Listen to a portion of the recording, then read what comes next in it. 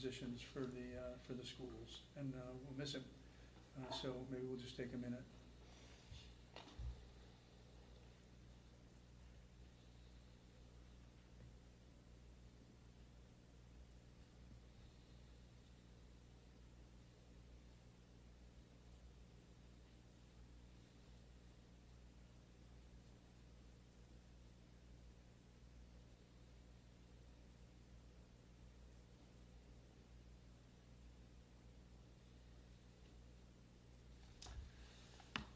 Thank you very much. First on the agenda is public comment. Please, state your name. Stand here? I'm sorry?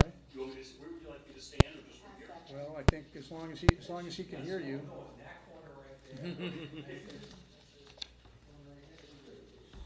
This work for you, Dan? Thank you. Mitch Cohen, 12 Whitney Street in Northborough. Next week is the Jewish holiday of Rosh Hashanah, followed by a week later, Yom Kippur. I want to thank the combined school committees for your continued support of the Jewish children and families in both Northborough and Southborough. I know later this evening there's going to be a discussion about the school calendar. I really want to thank you for the continued support over the years, and I hope that you continue that support. And honestly, I hope you expand that support for other cultures and religions in the area that I know has been discussed in years past, and hopefully will come up tonight.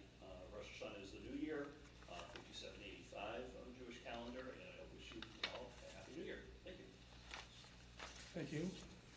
Is there any other public comment? Okay, seeing none. I think next on the agenda is the, oops. Matt's here. Oh, okay. Next on the agenda is the NSPAC annual presentation. Melissa, how are you?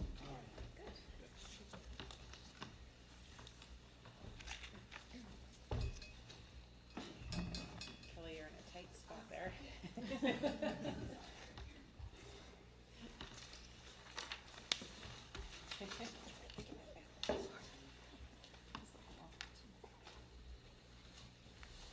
Well, thank you for inviting me to speak again this year. My name is Alyssa Degon, and I'm the president of NSPAC. I do this presentation every year and provide sort of an update of what we've done over the past year. But it's pretty brief, and luckily during the school year we have our school committee special ed liaisons. I believe this year it's going to again be Roger, Kamali, Kathleen, and Kelly. And luckily they're very active members and come to a lot of our meetings, so they can keep everyone up to date for us. Okay, thank you. So a lot of you probably know this verbatim, but I know some members may be new. So NSPAC is a volunteer-run organization that collaborates with district administration and the 3 school committees to support families of students ages 3 to 22 with special needs, medical challenges, and learning differences in Northborough and Southborough districts. We work on educational programs, we work on networking, we partner with other CPACs, we work with district administration and educators, and we serve in an advisory role to the school committee. We are not the SOS or PTO. We're really a much different body of parents. We're a state-mandated public body, serving as an advisor to school committee and districts on matters that pertain to the education and safety of students with disabilities. We have a duty to meet regularly with school officials. And we do not represent families from one school, but we serve families of children with special needs from the entire school district.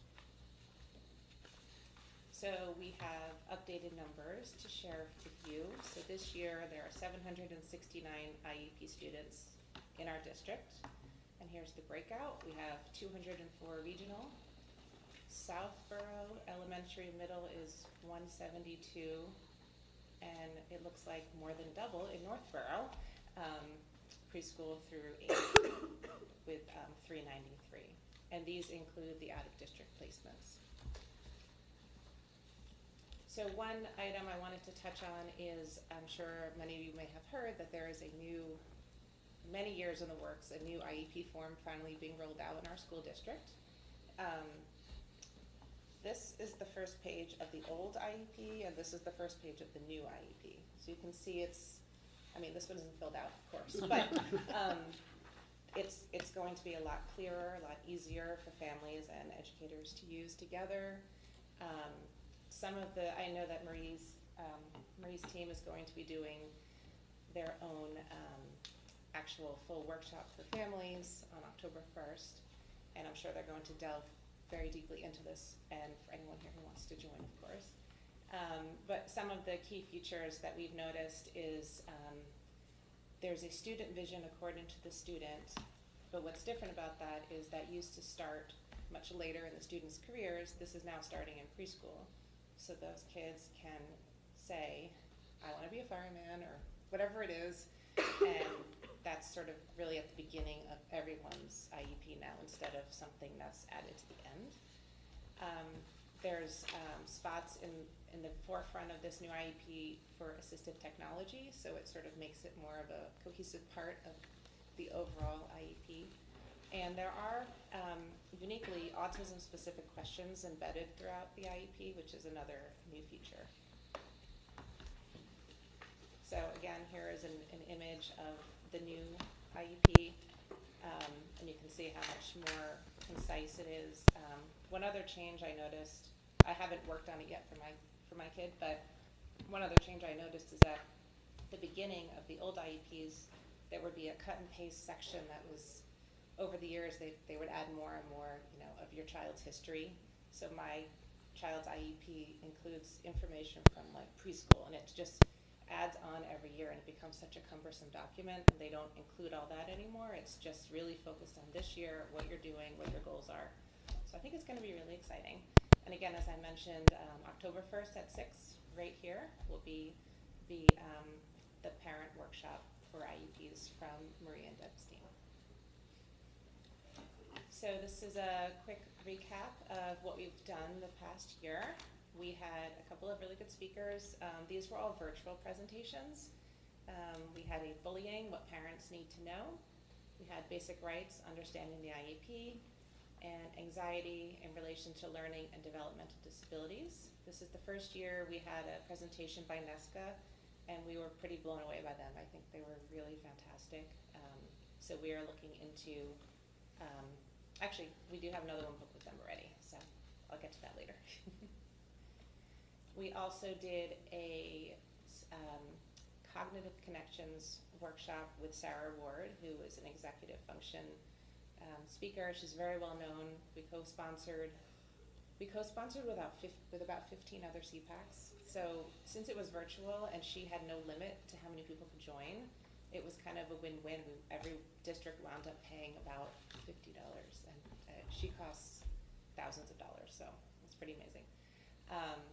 And we also invited Student Support Services to join our general meetings this year. As far as community building, we had a few social events. We had Parents Night Out, we had Coffee and Connects, and then our sort of special different event this year was a Paint Your Own Pottery Night in Northborough, which was super fun. We also hosted our 14th annual Go the Distance Awards, 53 recipients this year. We again had a performance by the Unified Singing Club, and we featured a high school spotlight speaker and also a high school student who helped present some of the awards. And we added another new thing this year was an art show.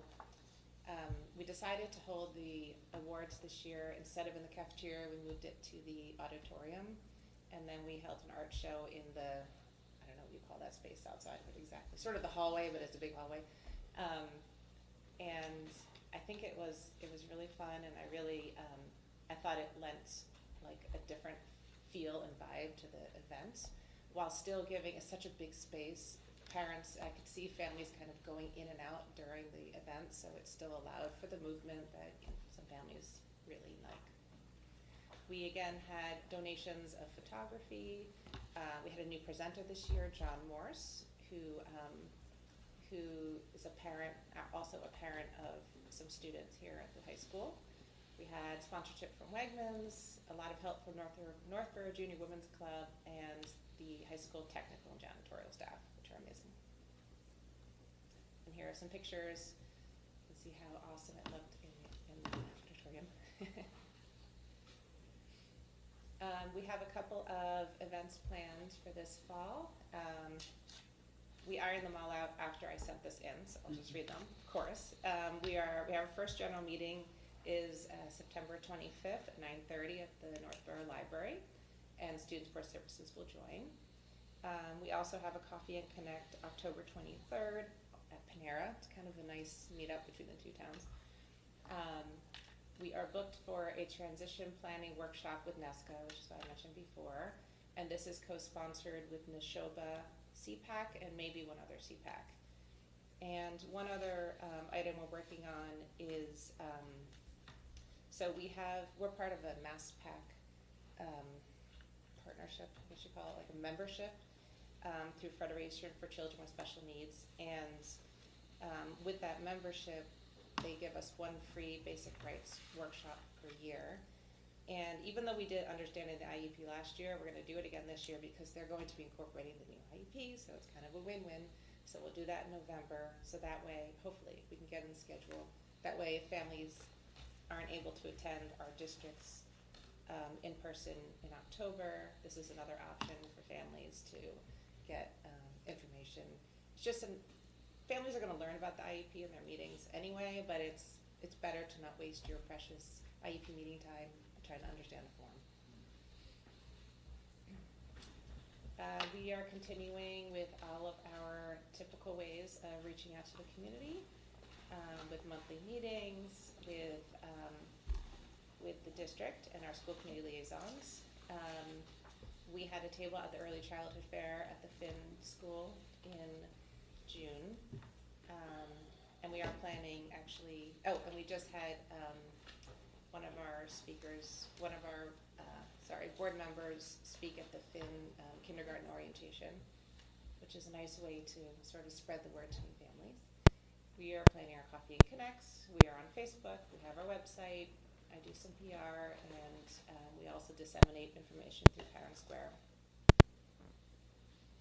The final piece I want to touch on is sort of another new way we're sort of piloting and trying to see if this works for families to reach out to us. Parents can email NSPAC at our Gmail website at any time, but often that doesn't happen, and we sort of hear about things through Facebook and complaints, but I don't think that's representative. As you see, there's over 700 IEP families in the district. A couple of Facebook comments is not indicative of the whole.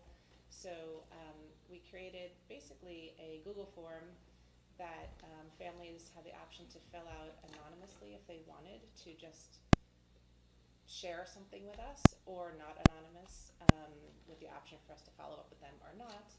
And then we can relay anything that we're finding to the district as sort of another venue to share learnings, good or bad, of what families are experiencing.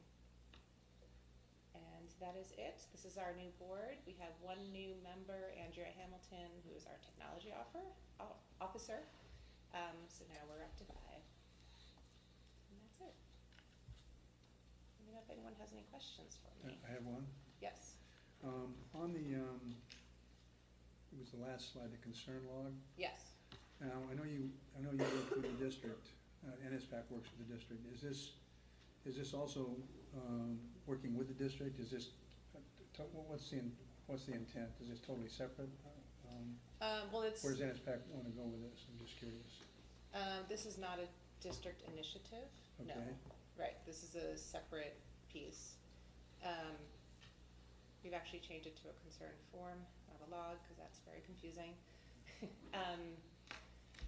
I'm sorry. What is your question? Well, I mean, is this something that'll be done with the district or totally outside?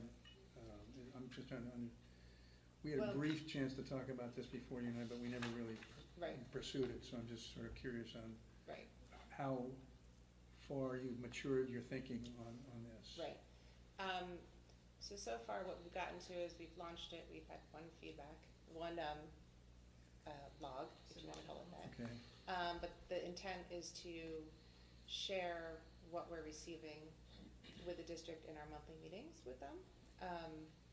We're not representing that we are fixing everybody's problems. It is another way for families to communicate. We also do reiterate above the form that families can, of course, always use their usual methods of communications to talk to their liaison in the district. We're not replacing that. And we'll see, this may just become a nothing. I don't really know. I think it's something we can sort of see how it goes. you're walking before you're running on this, I guess so. Thank you. So can I add, so, Yes. appreciate the opportunity to, hear from parents, and it's another avenue. I think one of the things that Alyssa and the team talked about is having a preamble before the forum around what's the process, if you have a concern, reach out to your liaison, convene the team, so that people know what the channels of navigating a concern about a student and an IEP. So that is in the forum, and we'll continue to partner with NSPAC and see what information is yields and see if there are any patterns and trends. Because I think it's in everyone's best interest if the parents aren't confused, about kind of how they get information to wherever they're gonna get it to, but, okay, thank you. One question. Do you, so seeing that there's almost double the amount of students and families in Northborough, the board makeup is largely Southborough. Are there some extra avenues that you're thinking about to make sure you reach out to support the larger volume that's there? We don't have a plan. It's always the hope and dream to have more Northborough involvement. But that's a good point. Maybe it should be a little more direct, Do you have ideas for me? I will bring them to the NSPAC Yeah. meeting. I would say that when it comes time usually we hold our elections in June, and when it comes time for that, we sort of advertise that the same every year, and then we sort of get what we get. But maybe there's a way in the Northborough schools for those principals to, I don't know, sort of push the message a little bit more, because it's a good point. We have one board member who is a Northborough resident, but the rest are Southborough, and we rely pretty heavily on her to tell us what's going on. So yeah, that was a good point. Thank you. Joan? Thank you for your presentation. It was wonderful. And I'd also like to thank you for the 14th Annual Go the Distance Awards, which I attended, and I believe Kelly attended and Lauren attended. It was really wonderful. Besides the awards going, it's also the interaction of the students with their teachers. Some of the elementary kids are going up when they call the teachers, and they want to go up there right there with them. And I think that you even had a high school student who was even an MC and did a fabulous job in the music and everything. It's great to see that interaction and to see the close connection that those kids have, because we all have those favorite teachers, and it was very evident, and it really touched my heart. I like to see the new IEP form that you have. I love the section that has about the student vision. I think it's great that the kids, again, just like making the connections with their teachers, they're coming up with their own goals and you hear what they want to be. Like students ages 3 to 13, they say, this year I want to learn. By the time I finish elementary school, I want to. And that's probably some goals that they have for themselves. I mean, I was just at the NEF Grant Award program over at the library with some of the members of the administration. Greg was there and the principals. And one grant that was given out was for the middle school, the robotics team. So I could see if somebody is in, that program and they're coming up there and doing the IEP, I could see them say, by the time I finish middle school, I want to be in high school and I want to be on the award-winning robotics team. And that gives some direction that everybody, along with the principal and guidance counselors and Marie Allen, look at that and then see where to put that student's vision and to put his interest into and make him want to come to school and to be in school. So I think this is great. I hope to attend, Marie, I hope to attend that October 1st meeting and learn more about this new IEP. I'm very excited. But thank you for your presentation and all your involvement. Thank you. Anyone else? So I'll echo Joan's thanks. Thank you very much for the presentation, Alyssa. Very interesting. Next up is Superintendent's 2024-2025 evaluation.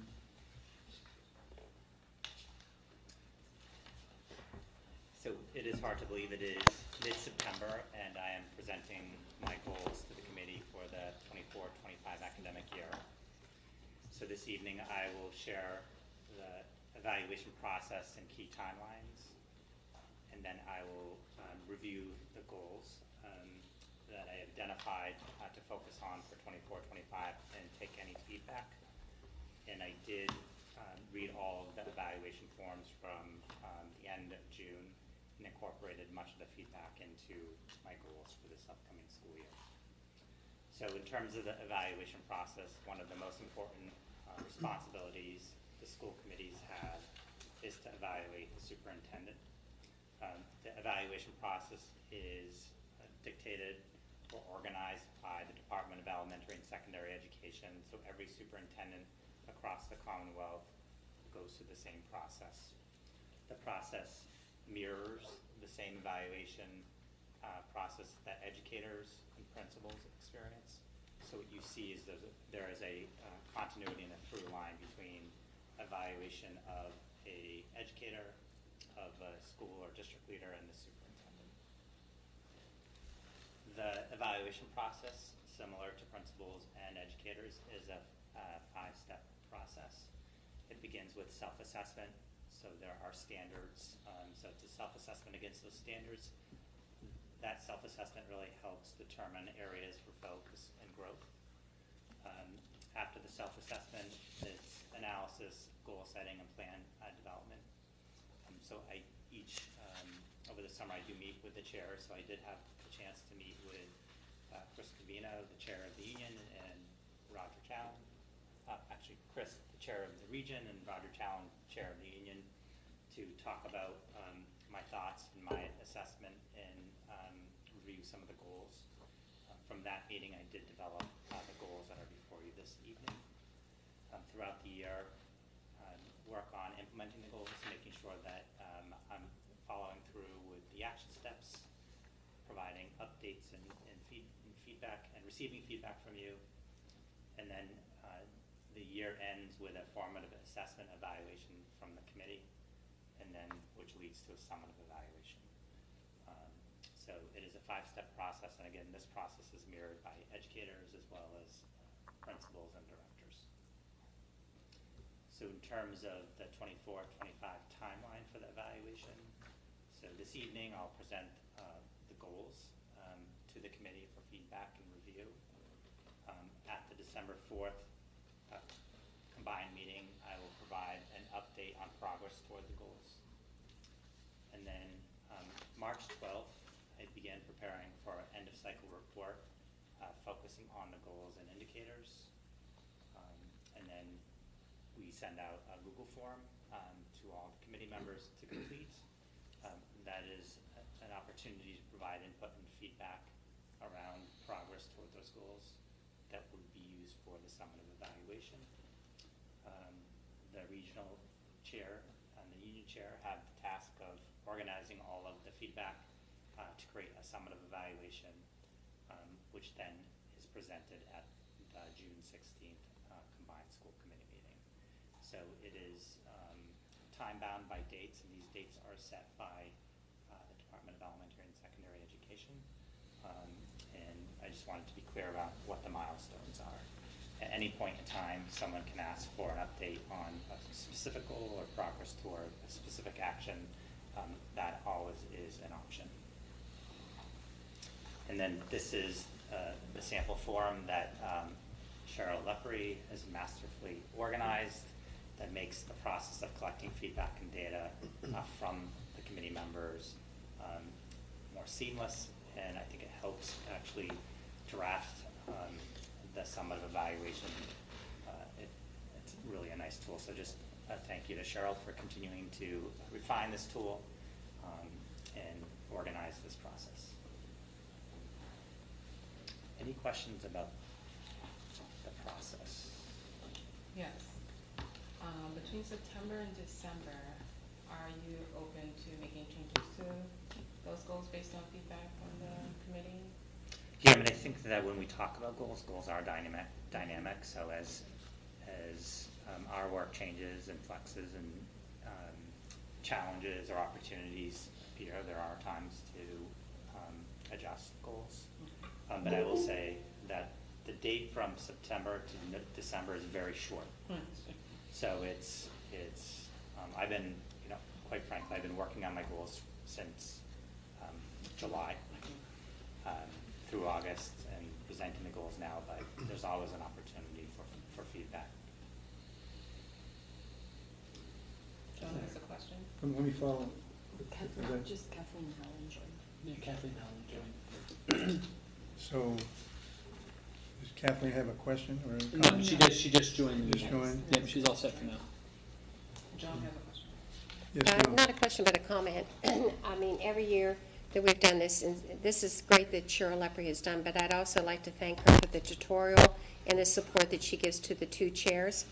You guys know so well, especially you, Roger, is that she's a wonderful source and support person as we navigate that when all those evaluations come in. And she's our tech person who helps us through it and gives us tutorials and how it's going to be done and how we can get the information. So kudos to Cheryl Lepre. Okay, so I want to follow on to Kamali's comment. So Chris and we've communicated with the superintendent, and it really was about this first period, this from now until that short period of time, the December meeting. And he's open to some additional, input from either Chris or I or school committee members, because there's a lot to digest, to be able to expect that there'd necessarily be all kinds of comments tonight. It's not meant to be a moving target. I mean, that's one thing to keep in mind, but if you have something you really feel strongly should be modified, I guess the best process way to do it is to go through go through your chair, Yes. and then the chairs can identify it to Chris and I, and we'll. So again, it's his goals are comprehensive, and it's really not supposed to be a moving target, but there could very well be some things that people want to identify before, far enough before that December meeting, so that we can communicate that to Greg. Is that, I think, consistent with? And oftentimes the goal might be fixed, but the actions might change, so there might be. Very true, and there could be, quite frankly, based on sometimes there's something that some of these goals are long term, and they even they even span just this year. Okay, it's just part of this goal this year, but in some cases there might be something that really we didn't know about, but it does need to happen this year, and we don't expect that we can roll that into April communication with the superintendent. But if we know now in the next month or so, hopefully, we can discuss it and hopefully move it forward. That makes sense. So I can speak a little bit about the goals I've selected and the rationale behind the goals.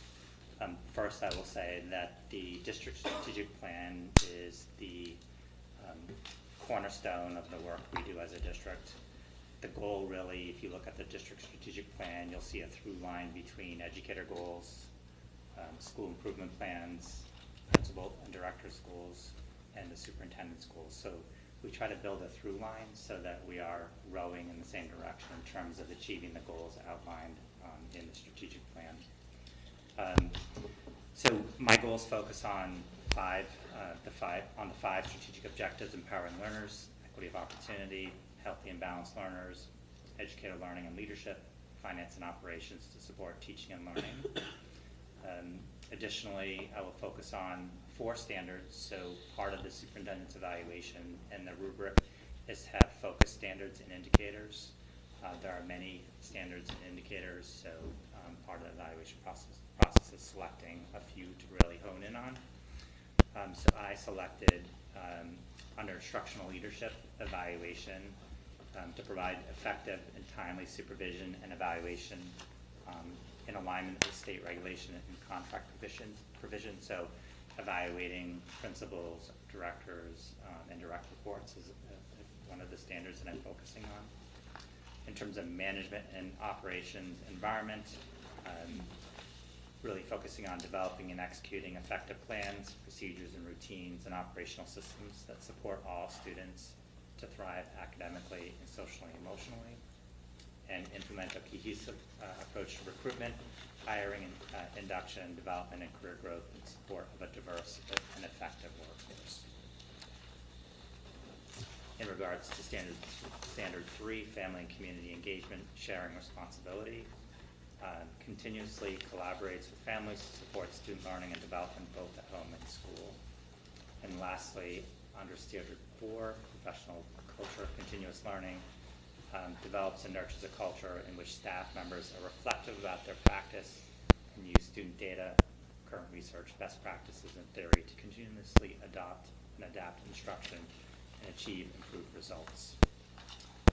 So those are the 4 standards and the focus indicators that I selected. And those were selected through a self-assessment process and also looking at the feedback that I've received in the 23-24 summit evaluation. I think significant work to mention moving forward this year is moving through the feasibility phase of the Neary building project. That is a significant amount of effort and lift and really requires a central office leadership and effort. So that is something that we are working on, and it is a goal of mine. Also launching the Peaslee building project and moving through eligibility and feasibility. So anytime you have a large-scale potential building project, it is a significant lift and significant effort of us at central office. In terms of specific actions and goals that I've selected, so this year, based on feedback that I received during some of my summer meetings, I tried to be more targeted and specific around what my goals are and what the actions are and how they'll be measured. So for each action, you will see mid-year evidence as well as end-of-year evidence. So that is how I'll be benchmarking progress toward, and when I update my goals to the committee in December, that is something that I'll report back on some of the feedback. I think that in terms of some of the work, highlighted in the action steps, I won't read through them. You have the goals in your packet. I think, again, they align with the strategic plan, the 5 strategic objectives. They are targeted and action-oriented, and I believe measurable and time-bound. So at the end of this year, you'll know was that particular goal or action achieved, even though the larger goal might require more work in future years. So again, at this point in time, I would be happy to entertain any questions or feedback around the goals.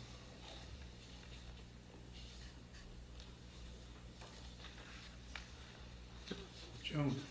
Sorry.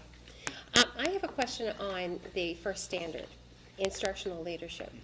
Of course, I've been involved with teacher evaluations, and that's easy. You arrange a time for your principal to come in and observe you, because that's what you do. 7 periods a day, you're teaching students. How do you do the evaluation of administrator when their role is so more encompasses some more? I'm not going to put Marie Allen on the spot over there, but she works with the NSPAC, she works with staff, she goes at IEP meetings. do you select one thing that you want to look at, or do you come together to do that? Because, I mean, she is all over the place. And there's so many roles and duties. Do you select one for a goal for the year? So it's, All over the place in a nice way. yeah, Yes, in a nice way. so the She's process, smiling, she Good, knows. good, okay. so the process, again, parallels the role, evaluation process for a principal or a director such as Marie. They have a rubric and standards, and they do a self-assessment and identify indicators that they want to focus on for this upcoming year. We also go through a goal-setting process. What are the goals? And they set goals and action items. So we begin the year with that process. And then from there, it's supporting the work. It's meeting with principals and directors on a frequent basis to understand what the work is, where the successes are, where the challenges are. It's attending meetings that they're involved in to observe how they're leading meetings. It's engaging in their work in other ways, being actively engaged in NSPAC meetings with a leadership team. So it's really self-assessment, goal setting, and then joining the work. It's meeting, observing, getting into classrooms with principals and directors, talking about what we're seeing, and from that process, principal or director creates a body of evidence. We review the evidence, we talk about the year, and then a summative evaluation is created, much similar to how the superintendent is evaluated. Okay. And my last question is, how many directors and do you actually, are you involved in evaluation, or do you share that with Stephanie? So it is shared. Okay. The district leaders, the district directors, I am the primary evaluator, and then principals, we alternate. So every other year, we alternate who is the direct supervisor and the indirect supervisor. And then obviously, we get feedback from other directors, Keith and Becky, around what they're observing as well. I mean, that's another real heavy load if when you're thinking about it. Never thought about all the other things that you all have to do, but then also that you're sole directors. Last question, very last. Is it a 2-year cycle as it is with teachers? Is it, what I mean? There's like one you have a formal observation, and the other one it's a self-reflection on the second year. So it is an annual cycle, so every year it's It is, like every year. my evaluation, it's a 1-year process. However, a lot of times directors have short-term, 1-year goals and stretch goals that span over multiple years. Thank you, because that's really going to help when I have to write that evaluation in April, May, June. Thank you. Now, I should recall, but instructional leadership this isn't just a this year goal, right? This is. No, but it's really, my goal this year is to really focus on making sure that the feedback principals and directors are receiving is timely, that it is impactful and helpful, and that there's a cadence of that feedback in the meetings and me working with principals to really understand their work. So it's just, my goal this year is to get more involved in that responsibility. I have a question. This actually, what you just said might have been responsive to my question, because clearly a lot of thought went into setting the goals and the thread of which you tie it through to the strategic plan for the district. I suppose that the one question I might have for you is there anything you wish to share to the committee in terms of the approach that you took this year versus in setting your goals versus maybe the approach that you had taken in prior years? In terms of my goal setting, I did not take a drastically different approach to thinking about what my goals are. I will share the one difference is I tried to make them more time bound. So at the end of this year, I can report to the committee, this is the progress on the school. So that it's not, I think some of the feedback we received was like, it's hard to tell if you met that goal or not. People understood it was a stretch goal, but wanted to know what was what was the expected progress toward a longer-term goal in that timeframe?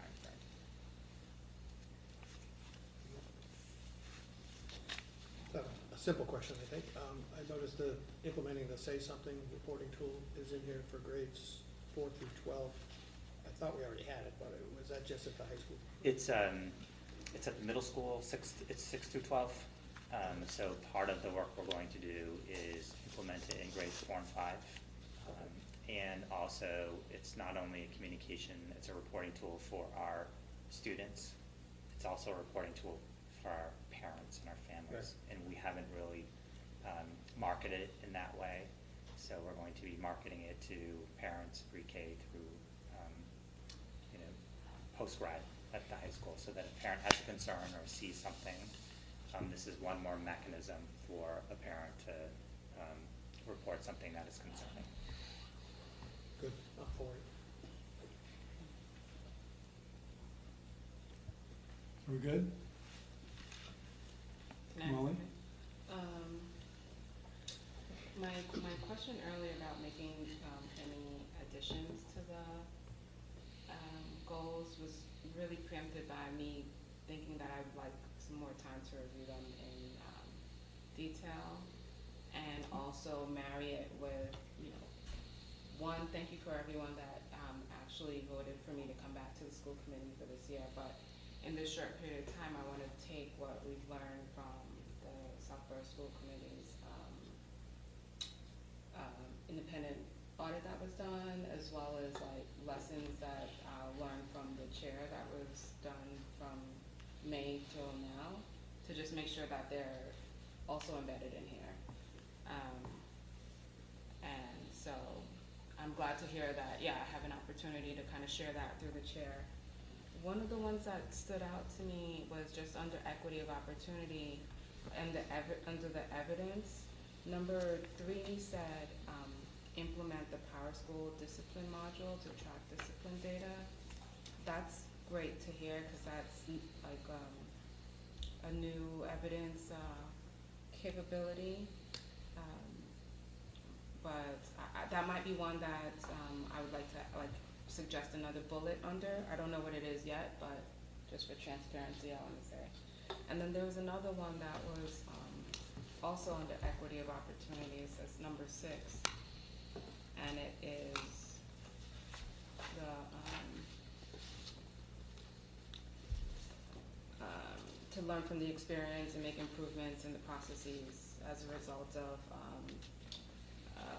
the Neary School incidents of 2023. And so, or is it 24? It's 24 actually. So it just has mid-year evidence and end-of-year evidence, and I just might want some time to just possibly suggest any additional bullets under there. I think what's written there is good, it's top heavy, but so that's all. I just wanted to share that. Can I just make a general comment? So when you do have time to kind of digest these, you'll notice that the action plan that was developed for the Southborough School Committee as a result of, I did incorporate all of that work that aligned with 3 districts, that was cross-cutting across the 3 districts into my goals. So you should see a one-to-one correspondence in this document when you read it.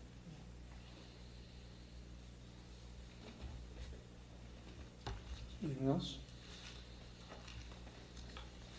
Okay, thank you, and thank you.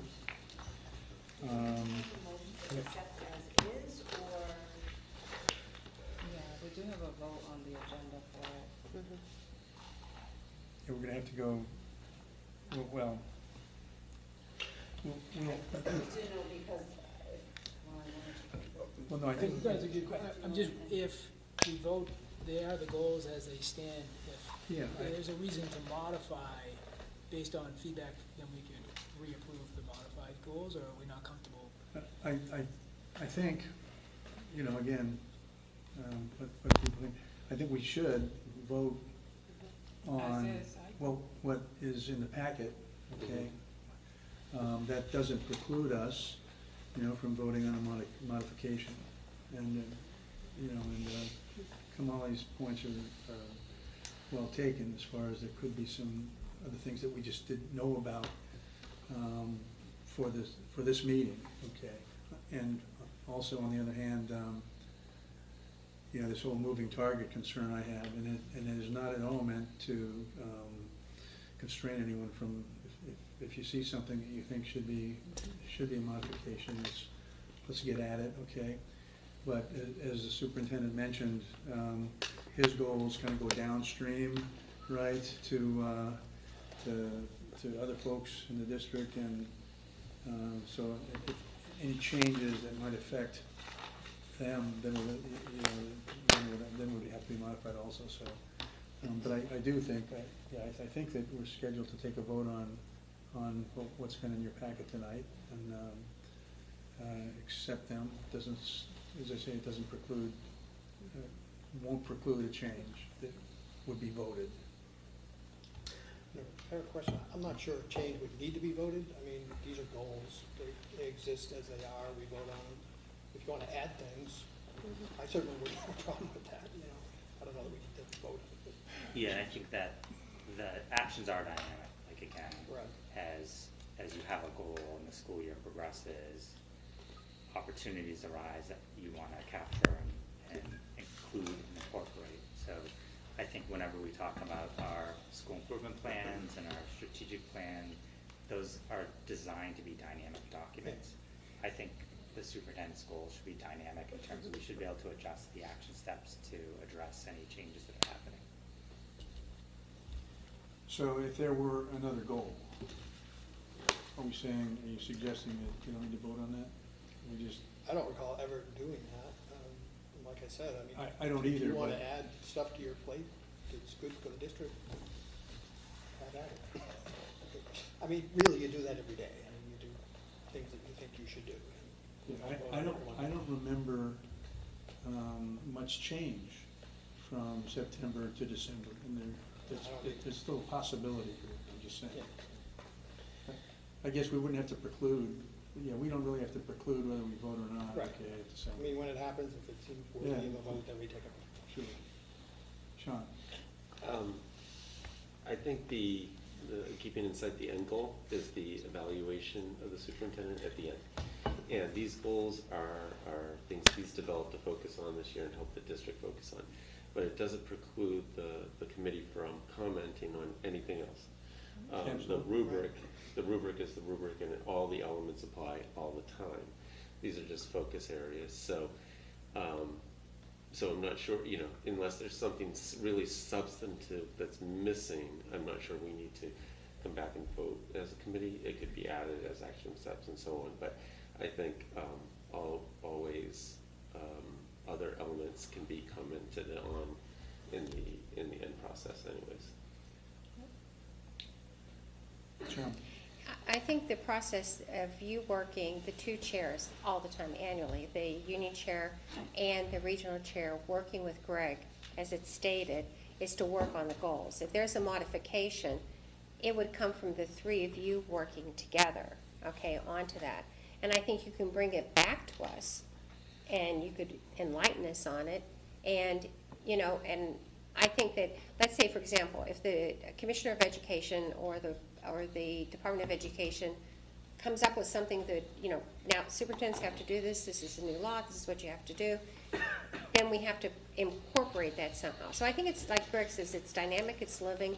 I trust you guys to, you know, the three gentlemen, to work together and make any updates as needed as we go on, or anything that Kamali has to add because of that to be in a report, that's fine. But I think coming back with updates is good. I agree with Paul. I don't know if we really have to vote for it, but it could be all of us deciding, well, let's just take the vote just in case. So, we always are good at I discussion. don't think we have to make that decision. Right, we don't have to make it Till the tonight. next meeting. Mhm. Right. So Roger, can I make a motion that we approve the superintendent's 2024-2025 evaluation and timeline and goals as written today? Motion has been made. I'll make, well, And would we have this motion from all the committees? Yes. I mean, we have to have at least from two of the committees. Okay, so there's been a motion made from Southborough. Is there a second? Second. Okay, is, I'll entertain a motion for the region. So moved. Joe, Same- second. same And motion? second, Paul, same motion. I'll entertain a motion for the union. So moved.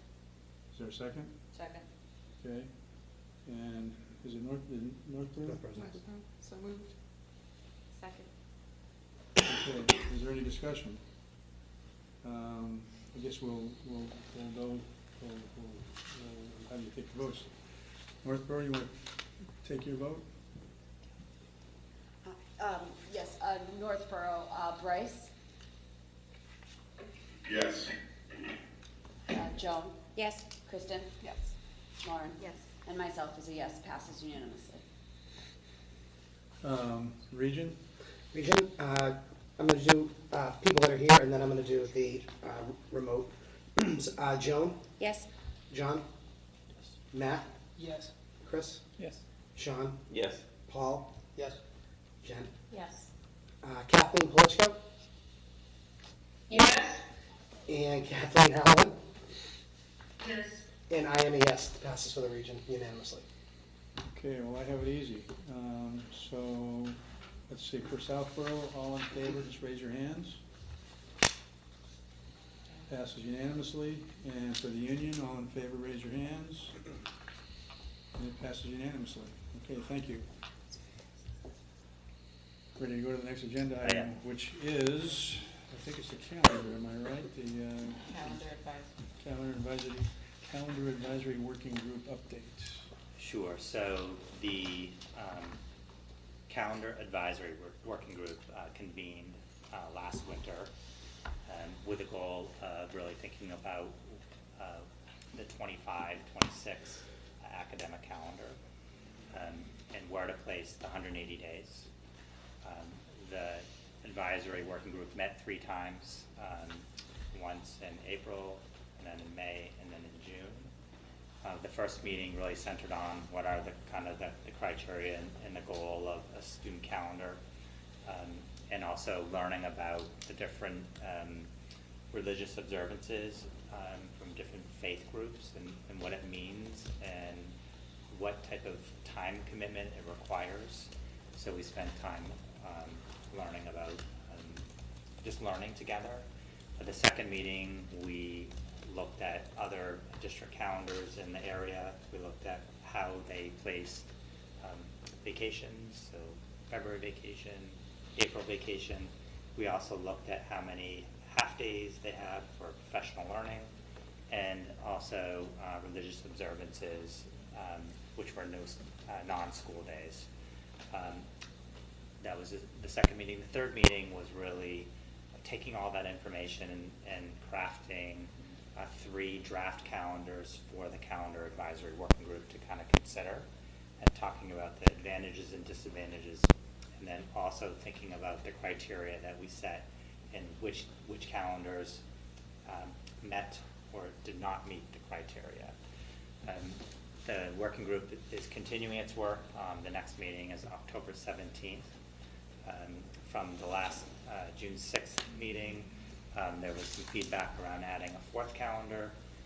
So a 4th calendar will be added and discussed at the October 17th meeting. The goal is to present to the school committees a couple of, or 2 to 3 calendars for its consideration.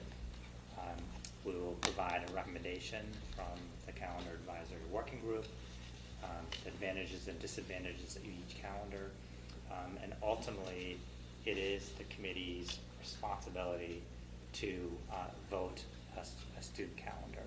So we hope to provide you with some good information, with a recommendation, and some calendars to consider at the December meeting. How much ahead of the December meeting will people not on the committee, on the working group, have opportunity to review? So I think what probably would be best is after the October 17th meeting, that at each of the individual committee meetings, we can provide a quick summary and some information about some of the draft calendars to get additional feedback in preparation for the December meeting. Thanks. And I think, so the December combined meeting, did you say is the 4th? No. It would come after. Yes, It is? I have to double check, I believe it's the 4th. So that comes before the individual meetings in December, but all of the individual committees would meet in November, which would be after. Is it the After the 17th or working 7th? group. I have the 7th in my. So it was changed, the 7th, we decided to move to the 17th. Okay. I think it's the town meeting, special town meeting for, On the 7th. yeah. Got it. So we try not to conflict. Questions on that? Do you have a question from Bryce? I've got my name. Yeah. That's I Bryce. can't see, okay. Everybody hear me? Yes. Yes. Greg, can you give us some idea of whether it's 3 or 4 variations of a calendar, if that will have something that will represent either a flat, increased, or decreased number of school closures for religious observation? So the committee has reviewed 3 different versions of a calendar, and the 4th hasn't taken a look at. That is the goal of the October 17th meeting. The way we're looking, the calendar advisory working group is looking at the 180 days, is how to place those 180 days from the contractual obligation and the date we can start school to June 30th, where those dates are best placed. So it's not really looking at, so that's where we are right now.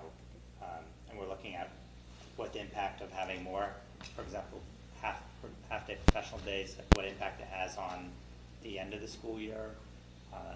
We're looking at where religious observances fall in the calendar for the 25-26 school year. So I think it's too soon, Bryce, to really report anything out to the committee. Bryce? So no insight into whether there are plans coming at us that will have an increase, a decrease, or no change? So those are still being discussed. Thank you. Those are the different options, and if you mind, so there's, right now on the table, one of the versions is basically like no change from what we kind of operate on.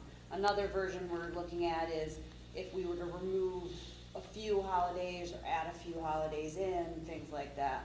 And then one is, removing everything and having, what I mean? Like, so there's like all different types of, we're discussing the pros and cons and the, where's the best fit for the community and how the community feels on it.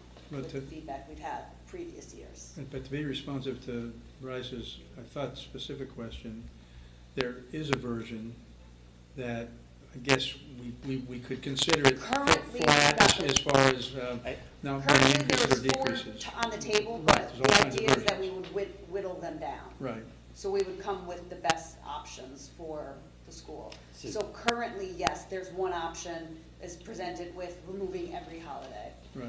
observed. That's not what Greg just said. So I just want to be respectful of the calendar advisory working group. Yeah. It is working through the process. It needs to continue having conversations and discourse.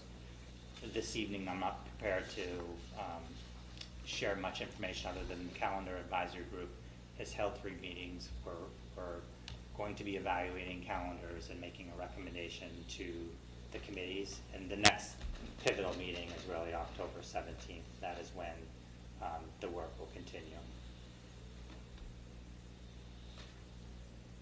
Sean? So just to be clear, we're anticipating a vote at the December meeting. So we'll present, so we'll present Okay. calendars for discussion. And then a vote The March later. meeting will be, Okay. That gives, I think, going to that alleviates my thought of like, I'm gonna have to really have it all studied and ready, without a presentation. So we can have information and then some time for discourse. Okay, thank you. correct. And the last thing I'll share, the one thing that the committee will receive in December is a placement of vacations. So when are February break, when is April break, so we can share that information with the community. That's usually information families want, parents want, so they can schedule their vacations in a year in advance. So just to recap, so the timeline is the study group is on the 17th of October. The results of the study group at least will be presented to the, and not for a decision or anything, but will be shared with the individual school committees in November. And then there'll be kind of a presentation, if you will, in the combined meeting in December, but no vote's going to be taken until March. Perfect. Good? Yeah.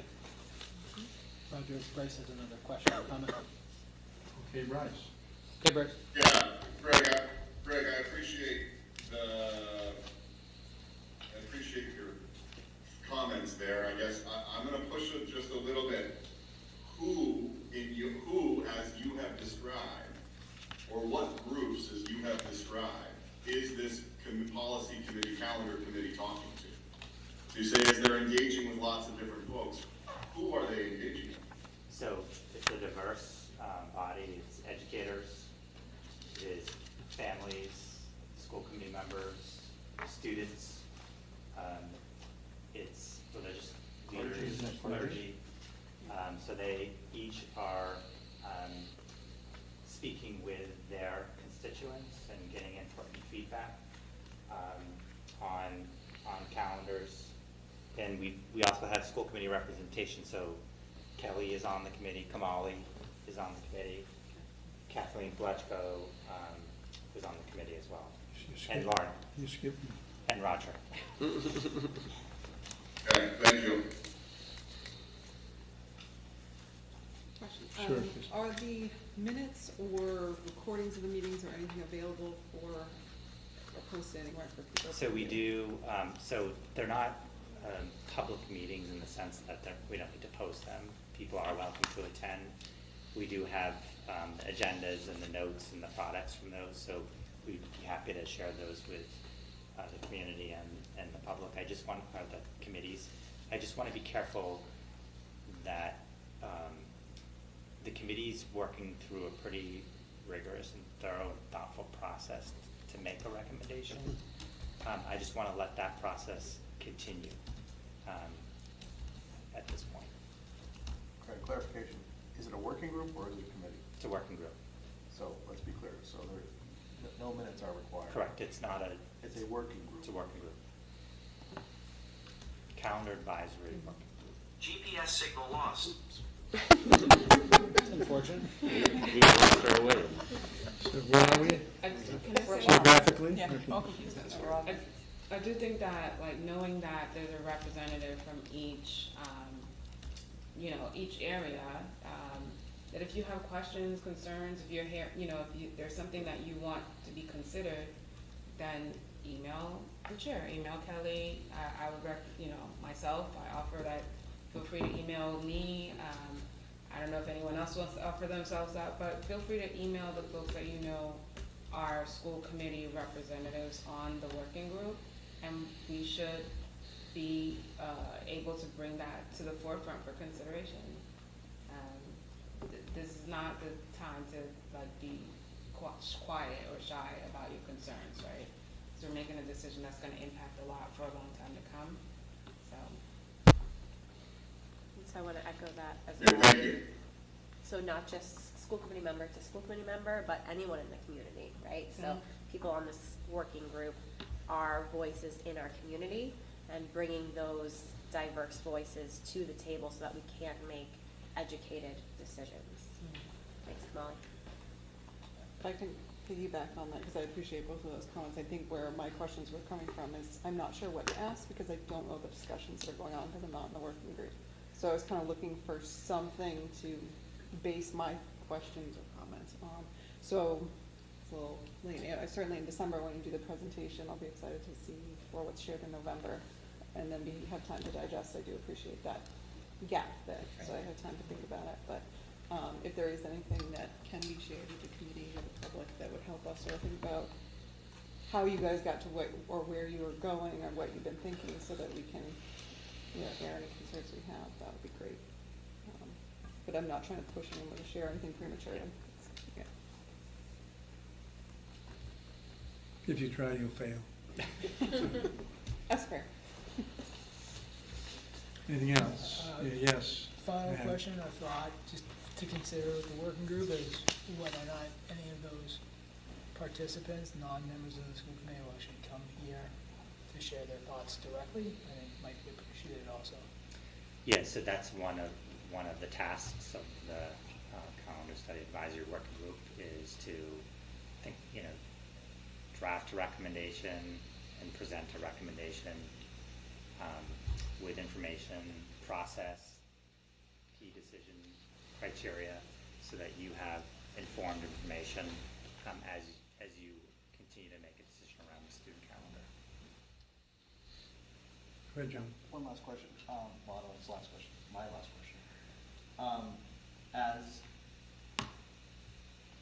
residents, as townspeople send questions about the calendar, like we saw today with the public opinion, are they being instructed or tutored as to when these working groups are happening and when what the process is going to be? I'm just kind of referring to a recent communication from a resident, a new resident of Northborough interested in its name is mentioned in the calendar, so is that happening? Or could I suggest that happen? I think we can make that happen. I know that we do have a representative of Jewish faith from clergy from Westboro. Rabbi Rachel's been a part of, so we have, I think we have good representation from different, and yes, if someone had one. That was my point. So I know that there's. Yes, if you have I guess someone. I'm just suggesting that as communications are coming into a chair, we just remind people of what's happening in the community, what the process is, and what sort of the timeline looks like. So I can create a one-pager to send out to the committee, so you can then. Or you maybe could even post it as a superintendent posting, just to kind of, as people are starting to ask questions about it, maybe it's just be good information.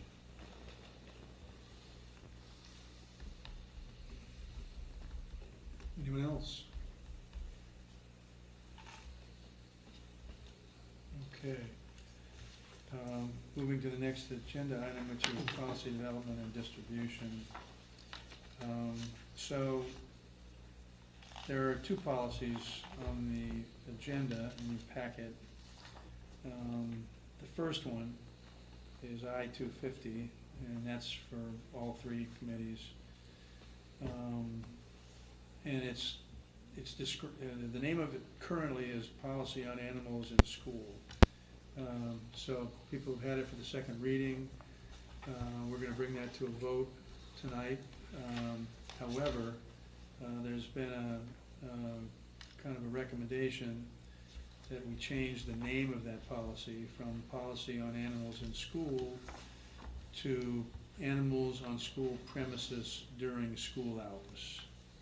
So that would be something that we would bring to a vote tonight. We first have to decide whether we want to change the name of the policy, and then we would then vote the policy. Yes, Kelly? I just want, we had some committee members just asking questions. So at our last meeting, we voted to send it back to the subcommittee and check with legal on it. But I'm being told that the subcommittee never met. Was it the advice on legal? Is that why we figured you didn't need to have a meeting about it? So there were two tasks from the outcome of the last combined meeting. One of the tasks was to add from student arrival to student dismissal, so make it time bound. And the second task is to understand our liability if a citizen brings a dog on the school grounds. So we did seek legal counsel, and basically it is the responsibility of the dog owner, of the pet owner, who has liability. So we had that answer question and incorporated the time bound from arrival to student dismissal into the policy. Well, there's a slight exception for the dog owner, in the event that the dog is being abused. But it's not always about the dog owner. It was in there. So So, I am gonna suggest that it go back to the subcommittee again, just because I think it warrants further discussion. When we discussed in the subcommittee, and when we were discussing and structuring the policy, one of the biggest problems that we have, at least at several schools that I'm in contact with, is not dogs during school hours. It's actually dogs outside of school hours being let off, being on the playground, being, you know, leaving nice gifts for the kids to run into. And so the discussion, some of the discussion at least had been, how can this policy help that? And at least from my reading of this version, it doesn't, especially with the specific edits of, you know, drop off to dismissal.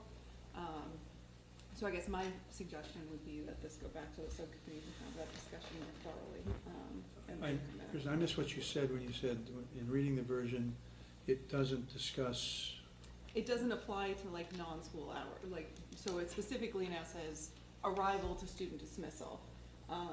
When we were in the subcommittee crafting and talking about the policy, one of the biggest issues with animals on school property is not during school hours, it's after dismissal that, you know, animals are leaving presents and then students are stepping in them and they're getting into the school and it's happening repeatedly, unfortunately. And this policy does not talk about that, right? This Right. policy is within school hours.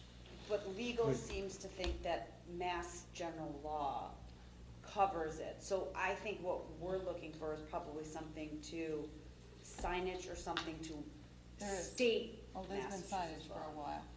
Well, sure, Or like I some could sort call of the police enforcement, every time like- somebody has a dog out on the playground with my kids, but do I wanna do that to somebody? Not really. It might be easier or a better version to have a policy, that would say, you know, it's the school district's policy that animals should not be on the playground or on school property. I'm just suggesting that I go back to subcommittee to have a deeper discussion. I mean, we can, well. Or we can discuss it here. if you want. Well, we can vote it, and if we wanna, I don't know, in other words, this thing could be a yo-yo, right? It could be going back and forth, and yes, other comments about this, let's send it back. I don't know that we can, our purview is to create policies that cover everything that happens on the school grounds all the time. I mean, I think of one example, some kid after a football game a couple of years ago drove his car on the field, did some donuts or something. We don't have a policy saying you can't do that, but the kid, I think, got arrested anyway. I mean, it's, like, the way I read that legal decision was, you know, we're covered by normal laws that cover such things. So. Sean? Is it, can a policy be written that would be, I think I know the answer, but I just want to, can a policy be written by the school committee that is enforceable by law enforcement? What was the last thing you said? By law, that would be enforceable by law enforcement. By law enforcement, Because okay. my guess is we could write a policy, and I really don't want Mr. Bevan out on the grounds at 6 o'clock at night policing the situation. And unless there's enforcement about people, you know, dogs doing their business out there or something, I don't think it's hard to change that behavior with just a couple of signs. But if law enforcement is in charge of that or something, that's outside of school. And I'm not sure policy enforces after-school hour activities as policy. Can I answer that? Like, I think that I've seen some that we have that are so simple where it says, you know, this action will be covered under Massachusetts General Law number 155, page 2-X, right?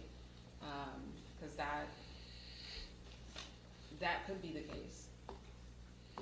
It's just that simple. That for animals post school hours, please, this will be covered under Massachusetts General Law. It's unnecessary, in my opinion, but. Yeah. Okay. I just have one more question. If we don't vote this tonight, does this hold up anything? There's a line here about service animals and therapy animals. Does this hold up current plans or practices that need to take place? I think that there are policies on paper, and then the practice of what you see happen in terms of many of our schools have no dogs on the property. And you'll see dog walkers all the time on our school grounds. I think I think part of the work is really, we don't want people bringing dogs during arrival, dropping off their kids or dismissal. We don't want dogs in school grounds when kids are on the playground or when we're in session. That's our primary concern. Having lived in this role and other principals, it's, it's almost impossible to enforce this. We don't have the people power, we don't have the time, and I'm not sure it should be our focus. I'm not sure if what the town enforcement could help us with, but I think it's a challenge. Sorry, but I think Sean's direct question was, if we don't vote tonight, is it going to impact anything as it relates to service animals? I believe the answer is no. Yeah, it's as is. There's an existing policy. Okay, yeah. There's just, this whole conversation is about amending the existing policy to limit it within hours. And then I just heard a suggestion to my right, that perhaps we should extend even further. So I think we can go back to the committee and talk about it some more and come back with a. I think my concern is during arrival and dismissal. Like there are, that is an area when people are bringing their dogs to pick up kids, and it'd be nice to have clear expectations. That's what we don't have. If we don't vote this, there's just continued lack of clarity, and it will just take some more time to get the policy through, which is the will of the committee. Go ahead, Kelly. Yeah, I agree. I think it was more stemming from the hours, and I'll speak. I have a dog. I would walk my daughter to school, and I would, do it. They made, when they were in elementary school, they made requests that people not bring their dogs up close because, some kids are scared and things like that. But there was really nothing to back the principal's request for it, to keep the dogs away from the kids. And so I think by us having this policy in, it gives the principals the ability to be like, this is the policy, like you can't, versus like, just please don't, See, I think that's actually exactly my point about why I don't want during school hours in there and have it be at all time, because during NEDP, for example, and that's people school bring their hours dogs though around. considered, I think, No, this when is kids from are on the dismissal. front. It says But to- they're not dismissed yet, I don't think. Okay, well, maybe that would be a better explanation too, because dismissal to me is like 3:20 or 2:55, Yeah. whatever that time is. I would think extended day should be covered, or maybe that could be a clarification of all student dismissals, like, See, and that's, including extended day or something like that, because my dog's the cutest little dog, adorable. Bryce can attest to this. He barks. He doesn't like certain people, and he's got a scary bark, but he's not scary or things, but he does scare people. So I would, stay away, but. Right, sure, no, but exactly to your point, But- there wasn't anything backing that up. I No. would rather have it be all the time, not during these hours or during those hours, that's just the policy. As a note, the way it's written, it's not clear as to whether or not what you're talking, I believe what you just were talking about is the dog can't be walking, but is the dog allowed in the car? If you're dropping off by car and having a car, that's not clear either. Go ahead, Lauren. So a word change that might make this more clear is from the beginning of student arrival to the completion of student dismissal. It gives a little bit of wiggle room. So that's just an idea. I don't know if legally that has any ground, but Well, is that's this, just an idea. is any change a change we can make tonight, or do Yeah. I'm sorry? Sorry, go ahead. Well, is the answer yes, that we can actually, I mean, we could that we can make change? a motion to accept with the change. I guess, I mean, we're sort of now sliding into being a policy subcommittee. okay, Which I think the that's why more Kristen we was do like, this. send it back. Well, Yeah. there's two, I think there's two choices. If there's a clear, one choice is bring it to a vote. And identify to the policy subcommittee that more amendments are needed. if we don't vote this policy tonight, we do miss, the teeth that it does have in it. The policy subcommittee could bring it back again. Now, I think process-wise, if the policy subcommittee makes changes, do they then we have to go through a first read and then a second, and then, so is it gonna, No, so go back to policy subcommittee. we can just bring it back with a change? And then Well, come back to I mean, is there a downside to having this policy approved and at the next meeting, have another modification? Well, we could individually vote them. Well, we're gonna Also- have to individually vote them. No, I mean, if, we wouldn't have to necessarily wait till December, I'm asking. Like, couldn't we just in October, Northborough approve Northborough for Northborough's thing? And how do you know, and so you're gonna end up with different policies? No, And I'm that's one of saying the after risks. what I'm saying is after the policy subcommittee meets, then they would give their recommendations to the committee, basically what they do now, and then we all vote yes or no, usually as a collective group. But we could technically vote individually if we wanted to. So, I'm just gonna do a straw vote. Do people, I'd like to see some hands. Do people wanna vote this tonight? Hands up if you do. Sounds like a number of folks wanna vote this tonight, okay. So, and I would like to bring it to a vote tonight, with or without that, okay? And now each committee can do what they want because it's an individual committee vote. But there's absolutely nothing wrong, and I think it's noted that there's some concerns that still need to be adjusted, okay, with this policy.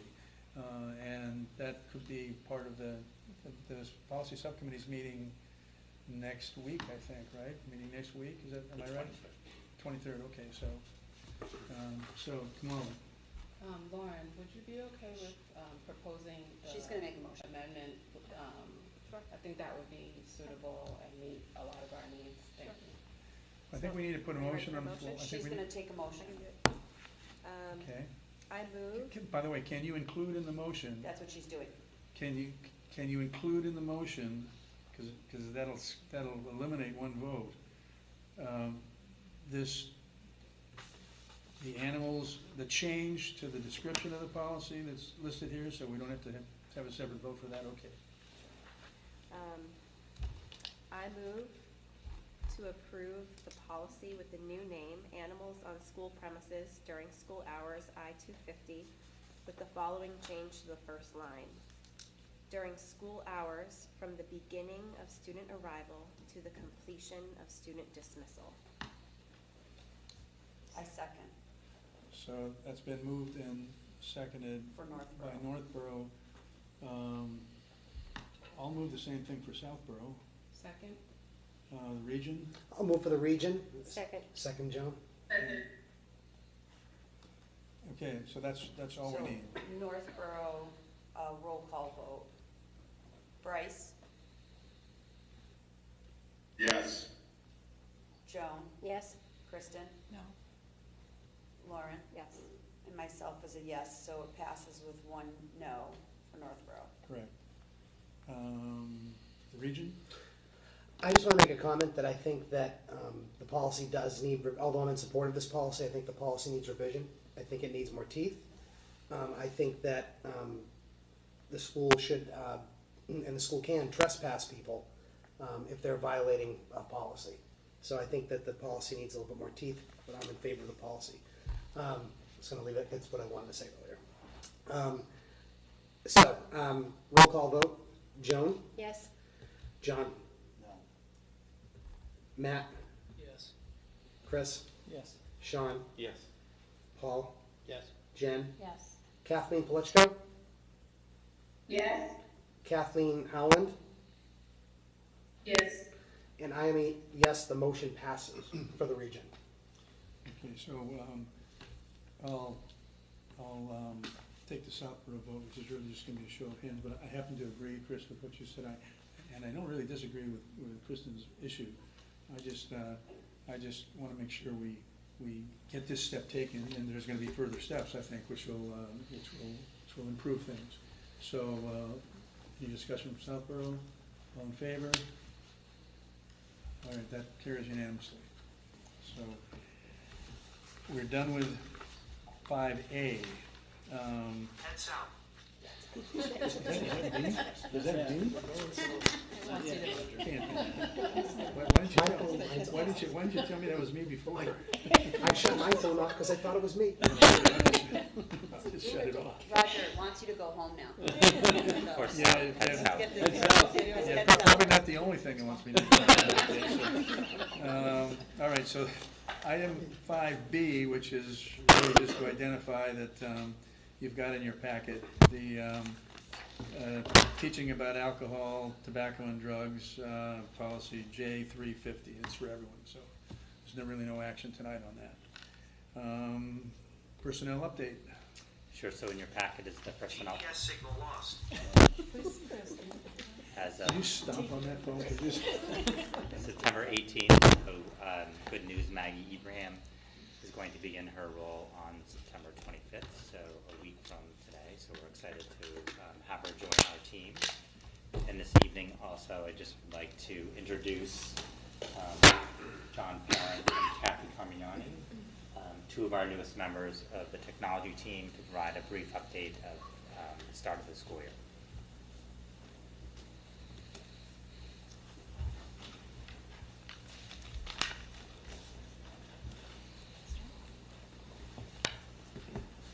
Thank you for having us. It's our honor to be here. My name is Jonathan Parent. I'm currently the Director of Information Technology for the district. The past 8 years, I was the Director of Technology for the Southbridge Public School District, and before that, I worked in the Hopkinton Public School District. Great. And I'm Kathy Carmignani. I've been with the district for 25 years, teaching in the math department at the high school, also serving in guidance, and then for the past 5 years as the assistant principal at Algonquin. So it's a pleasure to continue my service to the district in this role. The Information Technology's team's mission is simple. We support the instructional needs of the district. By working closely with the Director of Instructional Technology and her team, we provide the tools and the support required for learning on a daily basis. We also provide efficient and secure access to all data systems, as well as web filtering for our students. We do this by actively listening to all the stakeholders in the district, by making sure that their needs are met first and foremost. It's not about what I want as an individual, as a person, it's about what the district needs, and make sure that it happens in the most cost-effective and secure way possible. Great. And part of what I do with my team for the instructional technology side is that I work with educators to integrate the technology that fits within their curriculum, and then providing them tools that they can use to assess student progress so that they can make data-driven decisions for student achievement, and look at platforms that would encourage collaboration and creativity for our students. So together as a team, like we really, our job is to aim to make technology seamless for our educators and our students, and impactful, to make it an impactful part of their educational experience. Another part of my job is science. So this year I'm going to be working with our science departments in K to 8, just looking at ways that they can really think about how to integrate inquiry-based learning into their curriculum. Well, I should say continue how they do that within their curriculum, and just keep working on high-quality instructional practices. Anybody from the committee have questions? Welcome. Thank you. Welcome aboard. Thank you. Thanks for waiting. Should be all this exciting. No problem. Thank you. Thank you. An excellent job keeping it succinct.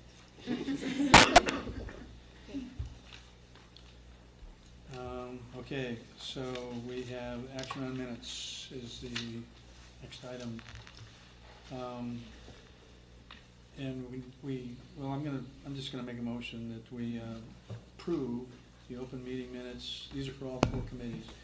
That we approve the the combined open meeting minutes of June 13th, 2024, and the combined special open meeting minutes of August 26, 2024, and I'll make that for the Union.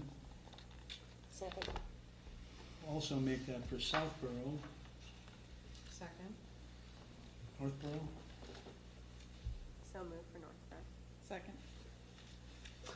I need a revision on the combined special open meeting minutes that I was, of August 26th, that I was absent for that meeting. It indicates I was present.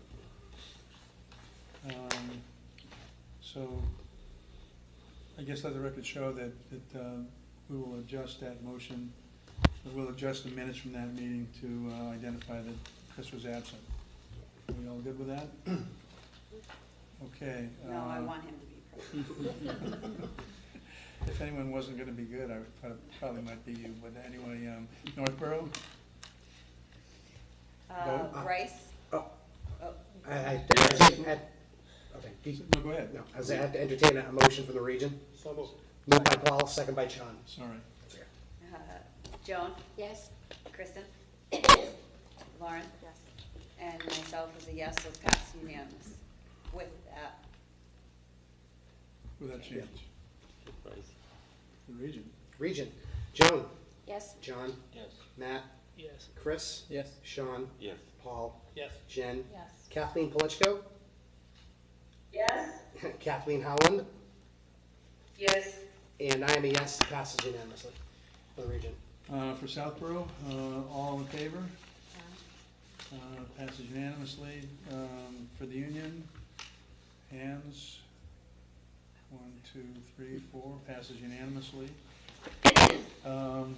We're down, thank you very much. We're down to communications. And we're No now communications. moving past communications. Yes, Joan? There's one communication that's for informational purposes in the packet, and that is the one on update on public comment. And that was, I submitted to the chairs to see if they wanted to include it. On September the 6th, I attended a learning lunch. Everyone had to supply their learning lunch because it was virtual. It was an update on public comment. It was sponsored by MASC. So it was a really good one, and they also sent me the slides, so I wanted everyone to see them. They also have sent a policy on public comment, and I gave it to Greg to give to the chairs, to the policy. I want to give kudos to Chris, because one thing that happened that came up in this conversation was something that happened in our combined meeting when 2 people were here to make a comment, and it was going over the 3-minute time limit, and the person said, "Can I give the rest of my speech to this other person to read?" And Chris said yes, and that is the correct thing to do. The thing that you cannot do is that if 5 people want to speak, but they say, "Oh, I'm going to give we're going to have one speaker, and we're all going to give our 3 minutes to that, and it's 15. You can't do that. But if somebody has a long speech, their time limit is up, they can give it to someone else. So it's a worthwhile thing. I just wanted to put in there for you to see. Unless you want me to talk about every slide. No? Okay, thank you. You can do that in public comment, and then you'd be limited to 3 minutes. I would be ejected. Yes. Okay, thanks, and thanks, yeah, and thanks for having us put it in the packet. I mean, I think I took a look at it, and I think it was helpful. Yeah. And we'll bring it to the policy subcommittee meeting on the 23rd as well. Thank you. Public comment? Okay, seeing none, we are ready to adjourn. Before we take that vote, I'd like to apologize to everyone for my GPS talking during the meeting. I want you to understand that the reason I had the GPS on is because I wasn't sure how to get to the high school. So it got me We here. thought you were using it to navigate the meeting. I turned the phone on silent, but I guess GPS doesn't care, right? So we will, let's see, we'll go through the move to adjourns. Northborough, take a motion to adjourn. So moved. Second. Moved by Kristen, seconded by Joan. Roll call vote. Bryce? Yes. Joan? Yes. Kristen? Yes. Lauren? Yes. And myself is a yes. We are, Northborough is adjourned at 7:09. Region? The region will go into recess for 10 minutes when the combined meeting ends. We're going to stay in session. Got it. Motion from Southborough, So moved. Second. moved by Kamali, seconded by Laura. All in favor? And the time is 7:09 p.m. 7:09, thank you. I move for the union. For the union, and is it seconded? Second.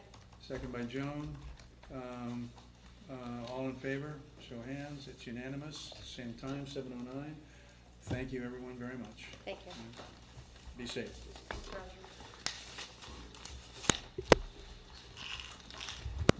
Hey, Pete, Yes, Kathleen? do you guys need me for quorum for the region? No, we do not. Chris is saying no, we do not. But you're welcome to stay. We'll miss you. You project beautifully over the owl, Kathleen, I'll just say. We can just raise our hands if you're not.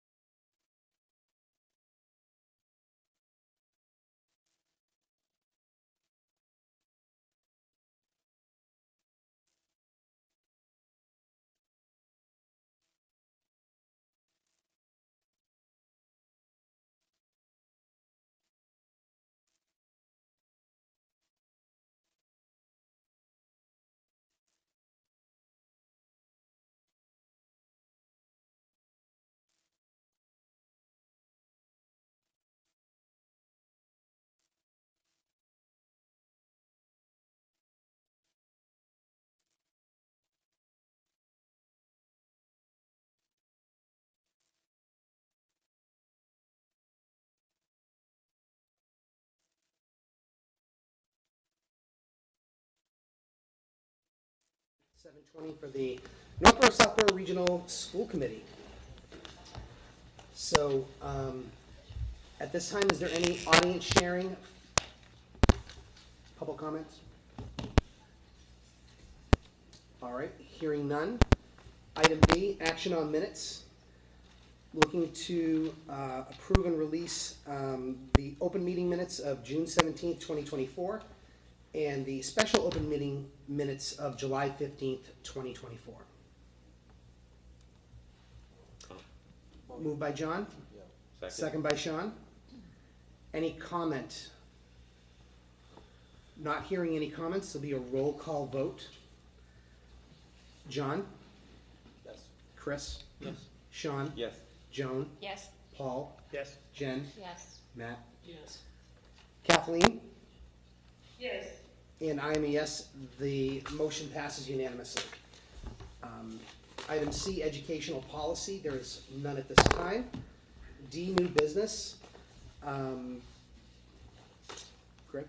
Sure, so we, on August 26th, 2024, feels like weeks ago, we welcomed 831 faculty to the Algonquin JFK Auditorium.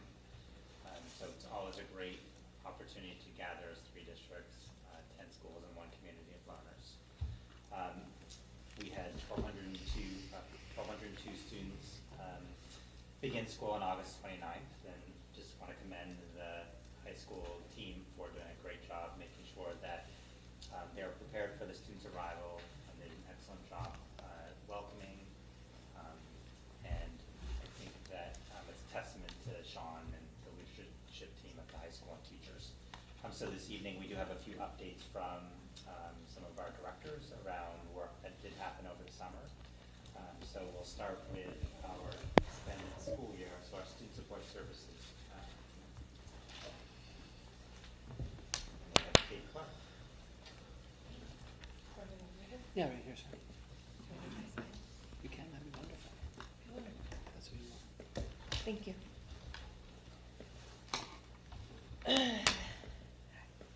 The Extended School Year Program, ESY, welcomed pre-K to age 22 students to Algonquin for the summer. It was a very successful program, and there are many people to thank for their contributions. First, I want to thank Helene Desjardins, who couldn't join us here tonight, but she is our ESY leader. And I also want to thank our fellow student support admin, Marie Allen, Deb Lemieux, and Jennifer Henry, for all of our collective work in the program. I'd also like to thank the central office team, including human resources, finance, transportation, technology, and our health and wellness department. And we also extend our thanks to Principal Vevin and the wonderful Algonquin team for welcoming the program back to the building. Many thanks to the facilities team at Algonquin, led by Mike Gorman. Mike and his team worked extremely hard to prepare the building for the upcoming school year while also supporting all of our needs through ESY. Also, a special thanks to our slate coordinator, Kelsey Rondo, for coordinating the day-to-day in the building during this time. This was our 3rd summer having the entire ESY program at Algonquin. We have all of the programming housed in one building, as I said, pre-K to age 22.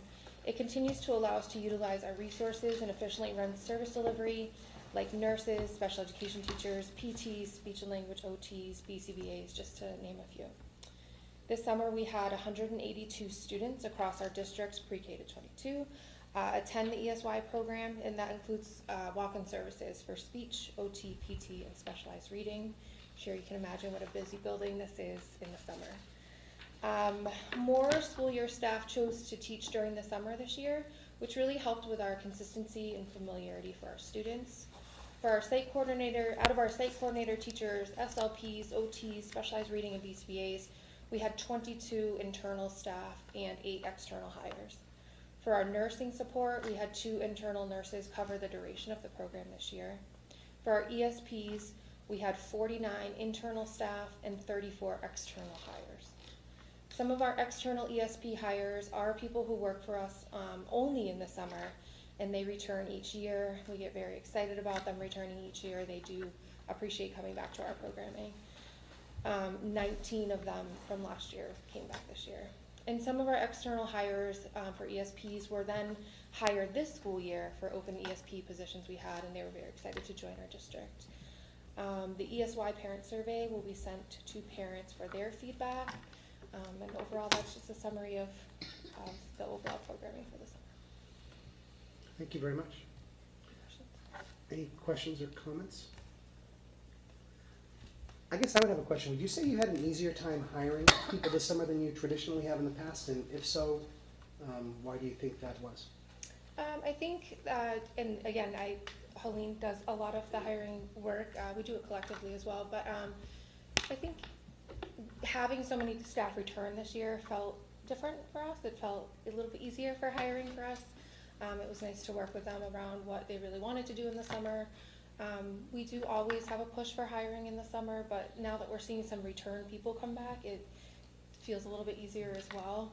But we always do try to recruit. We always try to make it a desirable thing for our own staff to come back to. So I think the fact that people want to come back is a testament to your program, so thank you very much. I hope so. Thank you so much. Any other questions or comments? All right, thank you very much. Thanks. And then next, we have Selby, our Director of Multilingual Learners, providing summer program update. Good evening. I am excited to share some highlights from our multilingual summer enrichment program. This year our program took place between the dates of August 5th through 9th and 15th through 12th from 8:45 a.m. to 1:45 p.m. at Proctor School. And many thanks to Keith Lavoie and Sheila Hanna for providing transportation to and from school, as well as to our college trip, which I will talk about later on. And Lonnie Sotier served as the director or coordinator of the program, and Sandy Bansik, who is the new ELD teacher here at Algonquin, was responsible for developing and delivering the entire curriculum for our enrichment program. And this experience is made possible by funding from our Title IIIA grants. So of the 68 students who participated in grades 1 through 12, 6 of them were from Algonquin. Our theme this year was the Olympics, where students dived, pun intended, into exploration of this historic event. So elementary school students did grade level Olympic themed exercises and curriculum, whereas our middle and high school students began by analyzing primary sources like ancient Greek pottery to understand the origins of the Olympic Games. They explored Olympic venues through a digital escape room and then debated the challenges and merits of hosting the Olympics. And engaged in design challenge to create mascots, torches, and logos. Additionally, they learned about Olympic sports photography and had the opportunity to photograph the Potato Olympics, which were ran by the lower grade level students at the program. They read stories of pioneering Olympians who broke barriers, explored the topics of inclusivity and belonging and its impact on individuals. Our program culminated into a trip to Regis College, providing a glimpse into potential educational and career pathways. The students were taken on a guided tour and had the opportunity to visit different facilities and ask questions. We concluded the program with a celebratory closing ceremonies featuring a parade of athletes, a torch relay, and commitment to good sportsmanship. Our ELD teachers are currently working diligently to welcome both new and returning students and ensuring that they feel supported to start the start of the school year happy, well, and successful. Suzanne and Sandy are also preparing to serve as advisors to the new Changemakers for Good Peer Leadership program that promotes a culture of belonging to empower students. And finally, I would like to extend an invitation to all of you to come and visit us at our first LPAC Multilingual Learner Parent Advisory meeting that will take place on October 10th at 6:30 here at our library at Algonquin. We will be opening up our discussions and conversations with our theme of belonging and exploring what the sense of belonging may look like in each of the families' cultures. We would be delighted to have you join us. Thank you. Thank you. Any questions or comments? No? Thank you very much. Thank you. Next, we have Keith Lavoie, who will provide Yes, and I will pause for a breath in between all three. So, we're just going to start with transportation. As many of you know, the process of preparing for the school year takes all winter and spring to really get going, and then to fine tune things over the summer. I do want to thank the Algonquin community for their registration process. As some of you may remember, this is a non-binding registration that our Algonquin students, we request of them to let us know will they or will they not need transportation. And it really helps us fine-tune our routes, get a little better handle on ridership, and then progressively over the course of the years, as students become of age to drive, and if they are lucky enough to be able to do so, we then are able to remove them from the rosters for our bus routes, which then we are able to capitalize on greater efficiency. So the start of the year is one point, but for Algonquin, the transportation is evolving over the course of the year. It's not just all finished for the first day of school. So far, we have had a good start with transportation for Algonquin. The routes were very similar to last year. There was no radical changes, just tweaks and adjustments based on the addition and subtraction of students that have been enrolled and also need and do not need transportation. However, we have been hit with the bus driver shortage that NRT has experienced pretty heavily for the last 3 years. This has impacted some of our Algonquin buses. And I would like to compliment the administration team here for assisting with communication and making sure those students are as informed as possible as it evolves. So with that driver shortage, we are hopeful that will be resolved before the end of the month. What was I told today? I was told today that we will be whole by the end of the month with the hope of replenishing our drivers. But many of them did resign, medical leave, and leaves of absence at the very beginning of the school year, which did hamper our final stages of planning for readiness for the start of the school year. So overall, I think the students have responded very well. We are in pretty good position, and as those drivers come online, we're going to see it even get better for the Algonquin students. So that is my transportation update for the start of the school year. John? Probably should have asked this a long time ago. Do we get credits every time, as our contracts say? If they don't have enough drivers, we get credits. The contract, well, that's the other thing I wanted to add. So the other part of this, and just to remind the committee, is that this is our 5th and final year in our contract with NRT. Right. What we hope to capitalize, so during the original contract, we did have penalties for those types of things. But as things evolved through COVID and with a lot of things that were happening, we didn't necessarily execute on all those opportunities for penalty, although the conversation, the bringing them the data of the impact was certainly something we did, and we have been able to really fine-tune that in the last couple of years of daily tracking, what NRT has and has not been able to do. The hope is that with going out for the new contract shortly, and for the start of the next school year, we're going to strengthen that ability to penalize and really have a good mechanism for doing it. Now we know what to expect. And I will say that last year we did receive credits for it. Oh, that's right. Because we did have a few buses that we did not have all year, so we did receive credits for that. So that's correct. Right. And remind me, will that also take care of the athletics, or that is a separate thing? They do. So the contract did, the previous contract, and we are forecasting that the upcoming contract will include athletics. With similar penalties for failure to show up. Correct. Okay. And I would like to thank Athletic Director Masserino for tracking that as well. So we do track it daily through the Transportation Department Central, and Mike does a nice job of tracking that through his office here at Algonquin. I could tell you a few times where I had to drive. I'm sure you could. Any other questions about transportation? All right, great. Sean? Maybe I missed this. Is the van transportation? Are we going to get an update on that? And I think that special meeting we voted so we could get money from them, but that probably isn't going to happen now.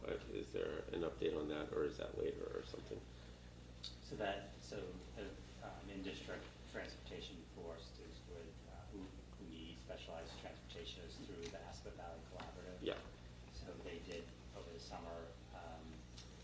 The original contractor did not meet expectations, and ABC, in consultation with partner districts, did not continue with that contract. We can provide an update at the October meeting. Sorry. Yeah, I just thought they might want to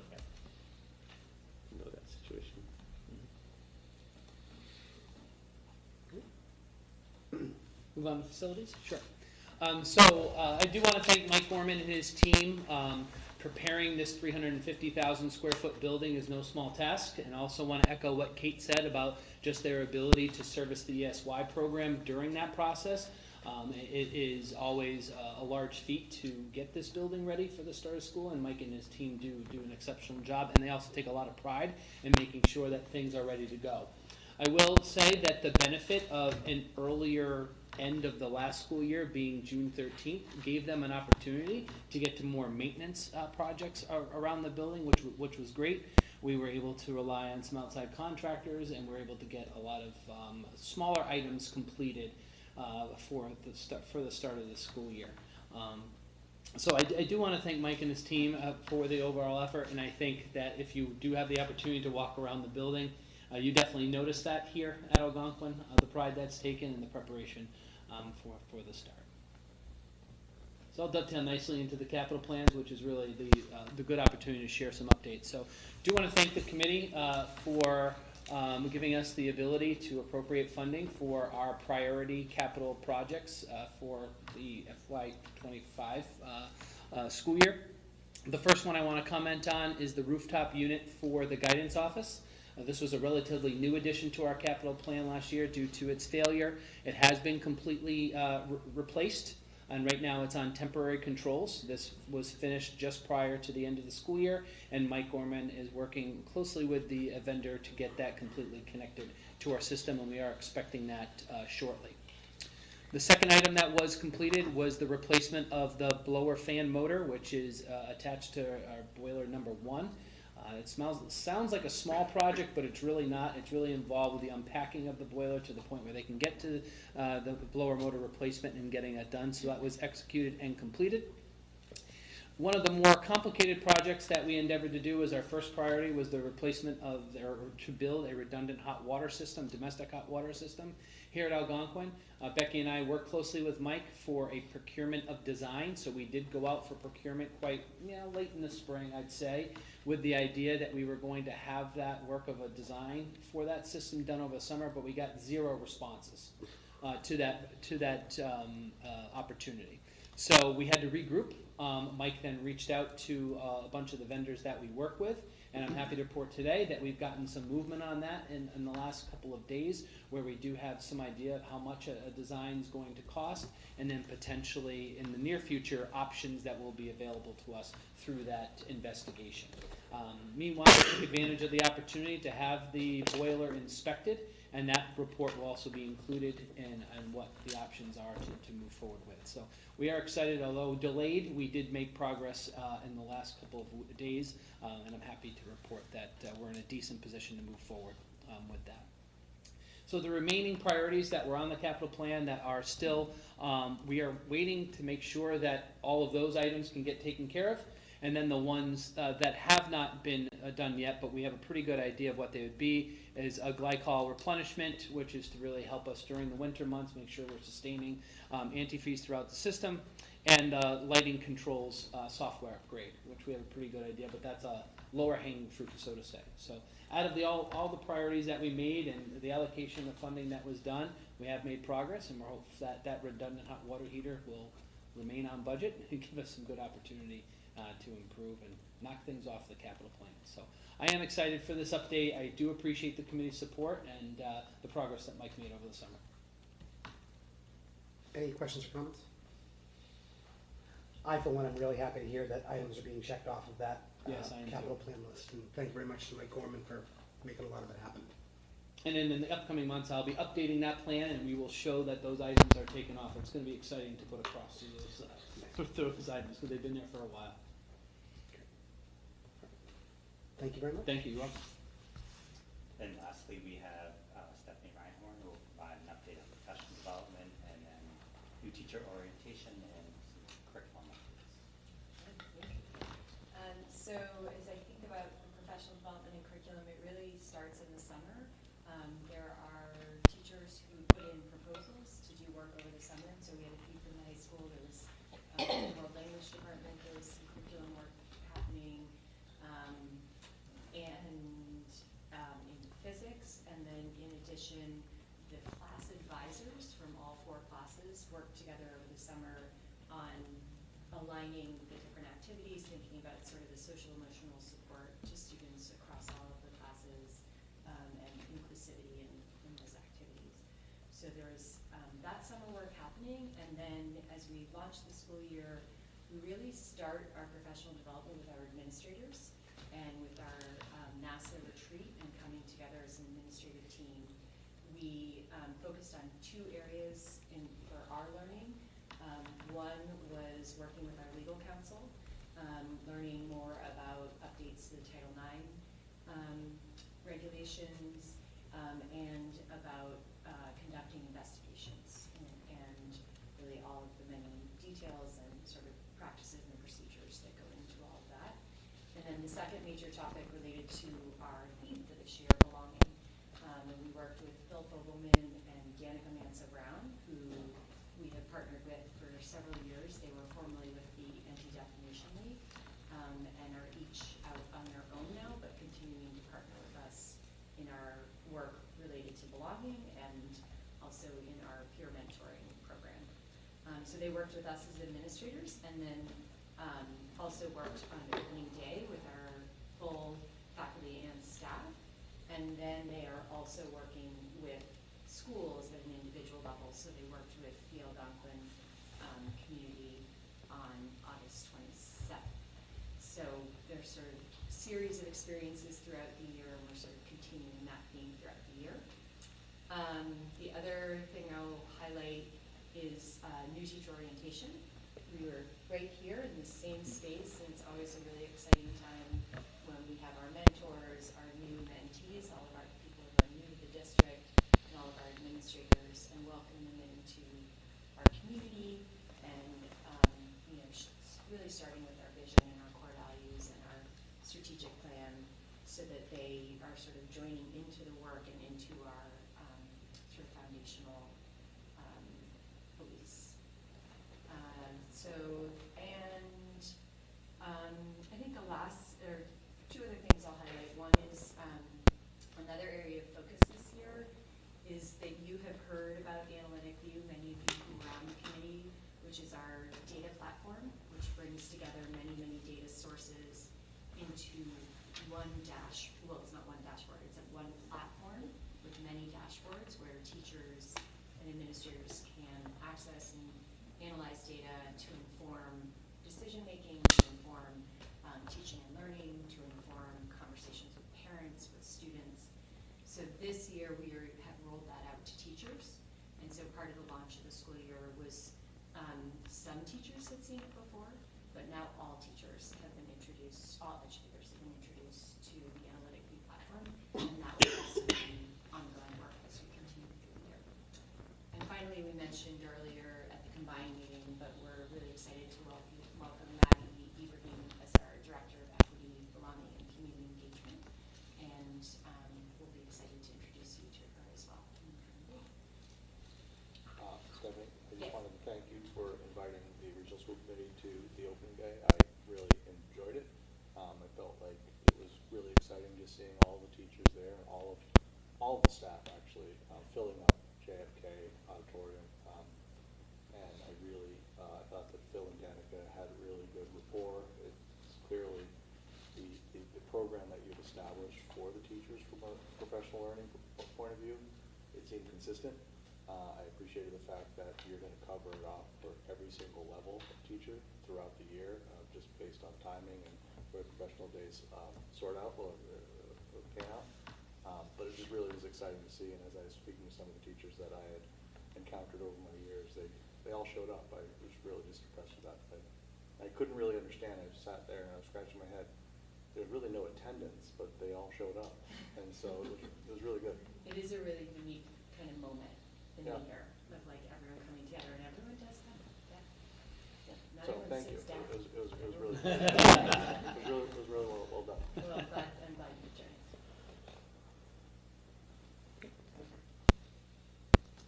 Any other questions or comments?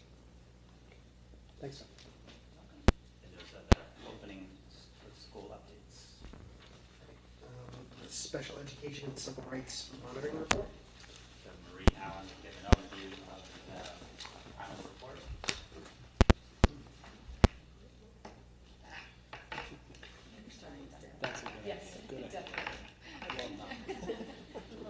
That makes it a little clearer. Okay. All right, good evening, everyone. This past year, we had our findings for the Special Education Civil Rights Monitoring Report, and the final report was administered on July 10th, and it is now available on our website. I think it's in your packets, too. Mike McDonald was the chairperson from DESE, and he really worked so well with us, and it was really a collaboration. I wanted to thank my team. This cycle of audits happens every 3 years, and it's called a tiered focused monitoring. And some of my staff is here, Deb Lemieux and Kate Clark and Helene Desjardins, who could not make it tonight, and Jennifer Henry as well as our administrative staff. Everybody works so hard. It's a pretty heavy lift, and it took us a year and a half to gather all this data and get it ready for this cycle. I want to also thank all of central office because they're very involved in gathering some data for us too. This year, or this cycle, we were part of Group A, and our area of focus was student identification, IEP development, so it was very extensive in the file review for all 10 schools. And then they looked at programming and our support services as well as equal opportunity. And in that, we had 2 separate standards. We had 33 special education standards, and 32 of those were fully compliant, and 1 was partially implemented, which I'll talk about in a second. And then we had 4 civil rights standards. So it was a lighter on the civil rights this year, but next cycle will not be.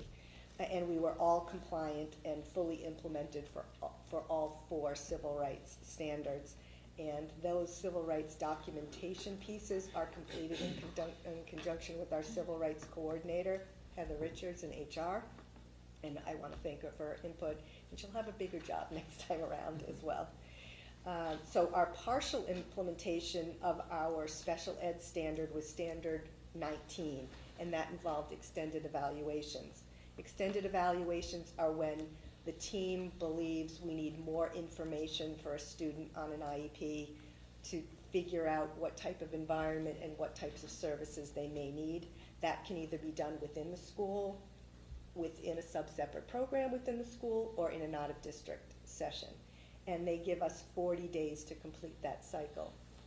Used to be 45 days. So one of our extended evals was found to be held on the 45th day instead of the 40th day. But all of the contents of the extended eval were fine. It was just that timeline. So we've had to put together a corrective action plan to address the timeline issue, and they'll be coming in to review additional extended evals to make sure that we're in the 40-day window. We were also compliant on all indicators, so there's 3 additional indicators that they look at. One is to look at the initial evaluation timelines, indicator 11, the early childhood transitions, which is indicator 12, and secondary transitions, indicator 13. Those happen every single year, but we were compliant on those. And then in April of last year, before the final report was issued in July, we had the opportunity to meet with the DESE chairperson, Michael McDonald, and he gave a couple of overviews of some of the work that we did. He said the responsiveness of our team was notable, and lots of work was done by all members of the team. Our self-assessment, which is this entire thing, was rated at the top of all others that he reviewed this year, so he compared it to other districts. So that was pretty nice to hear. Our continuum of programming is posted on our web with all the locations every year, so that showed openness and candor on the part of our district. Our funding is transparent, our files were well organized, and then he cited some best practices. So we have letters called N1s that go out with IEPs that summarize what happens at a team meeting. And he said all of those were very well documented, and it demonstrates that we're in regular contact with parents. All of our translations looked good.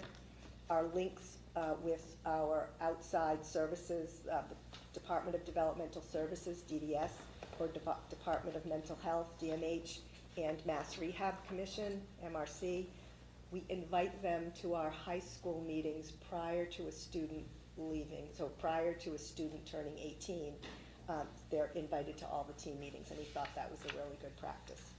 Our specific learning disability paperwork was great, and he said that it documents that all team members are in agreement when we make an SLD diagnosis. Our consistency with documentation was across all 3 districts. Our timeout spaces were all good, and the logs were in each of those timeout spaces, and they were in compliance. The other area that he noted was the parent surveys. We did he submitted 1,600 surveys. 193 were filled out by parents. That's a 12% response rate, and he said 10% is considered a very good response rate. 92% said my school welcomes all families, our school is warm and inviting, our CASTLE program is amazing, and we as immigrants feel welcome. Some other things noted were that our services are different based on geographic locations, Northborough versus Southborough. 97% felt included as a team member, and they felt like they were a collaborative member of the team as well. There's a trend of parents getting independent evaluations when they disagree with the team's findings. And about 80% were in the agreement range for all of the questions, and that's slightly above average.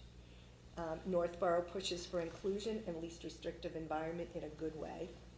And we have, Southborough noticed that we have the 2-grade model, so there's increased transitions for students, but they're happy with the Neary Building project. So survey results were mostly positive, and parents are generally happy with the services across all schools. Are there any questions? John? About the survey, when is that handed out?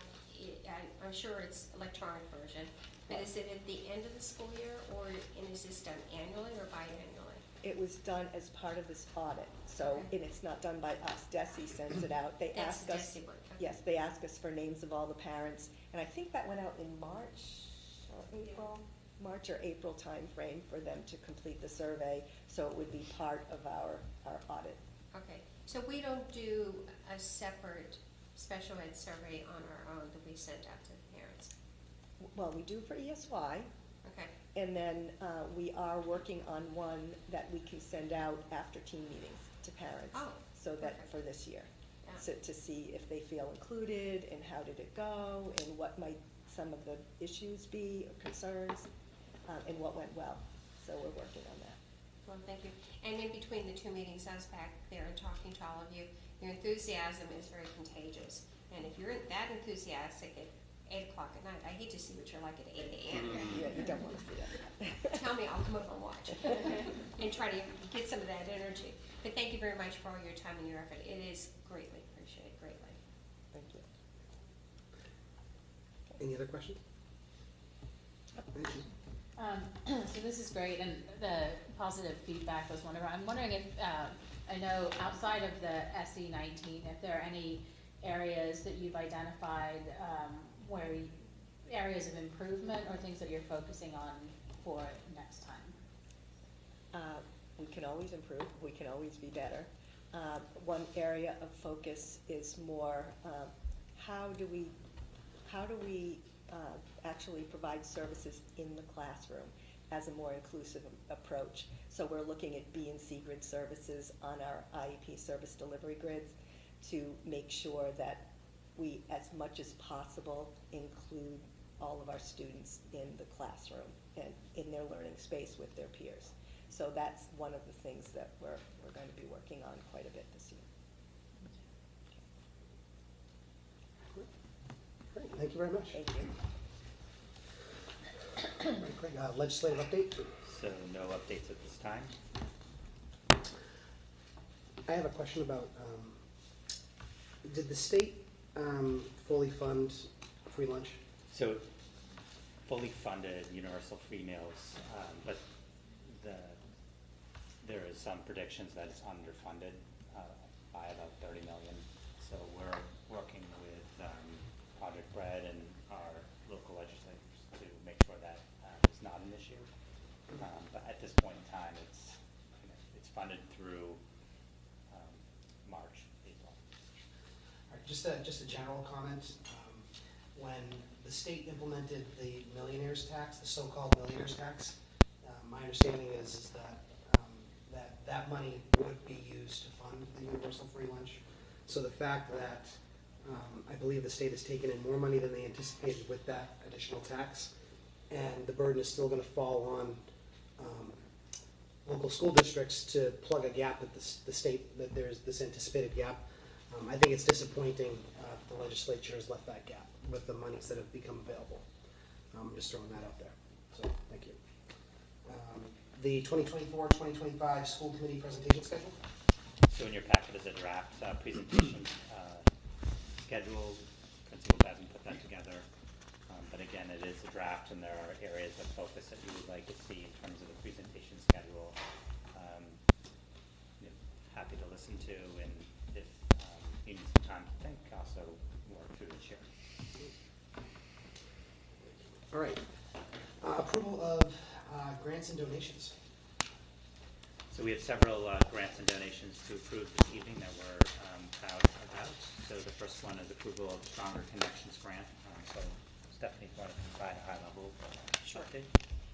This is a grant that actually Andy McGowan, who's in the audience, is going to be leading up the work on this. It is an opportunity for us to have a committee of educators actually across the 3 districts working to align our work, doing a curriculum instruction review of our health, fitness, so health, PE, and SEL, which is all combined in one new set of frameworks.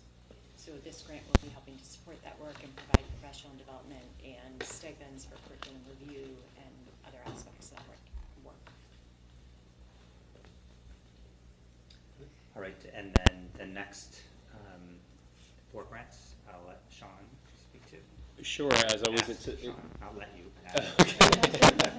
This is one of the best parts of this my evening is always sharing some of the donations that we are asking to for approval and receiving. So one is that you see there, the donation to the Robotics Club in the amount of $650 from the New England Robotics Association.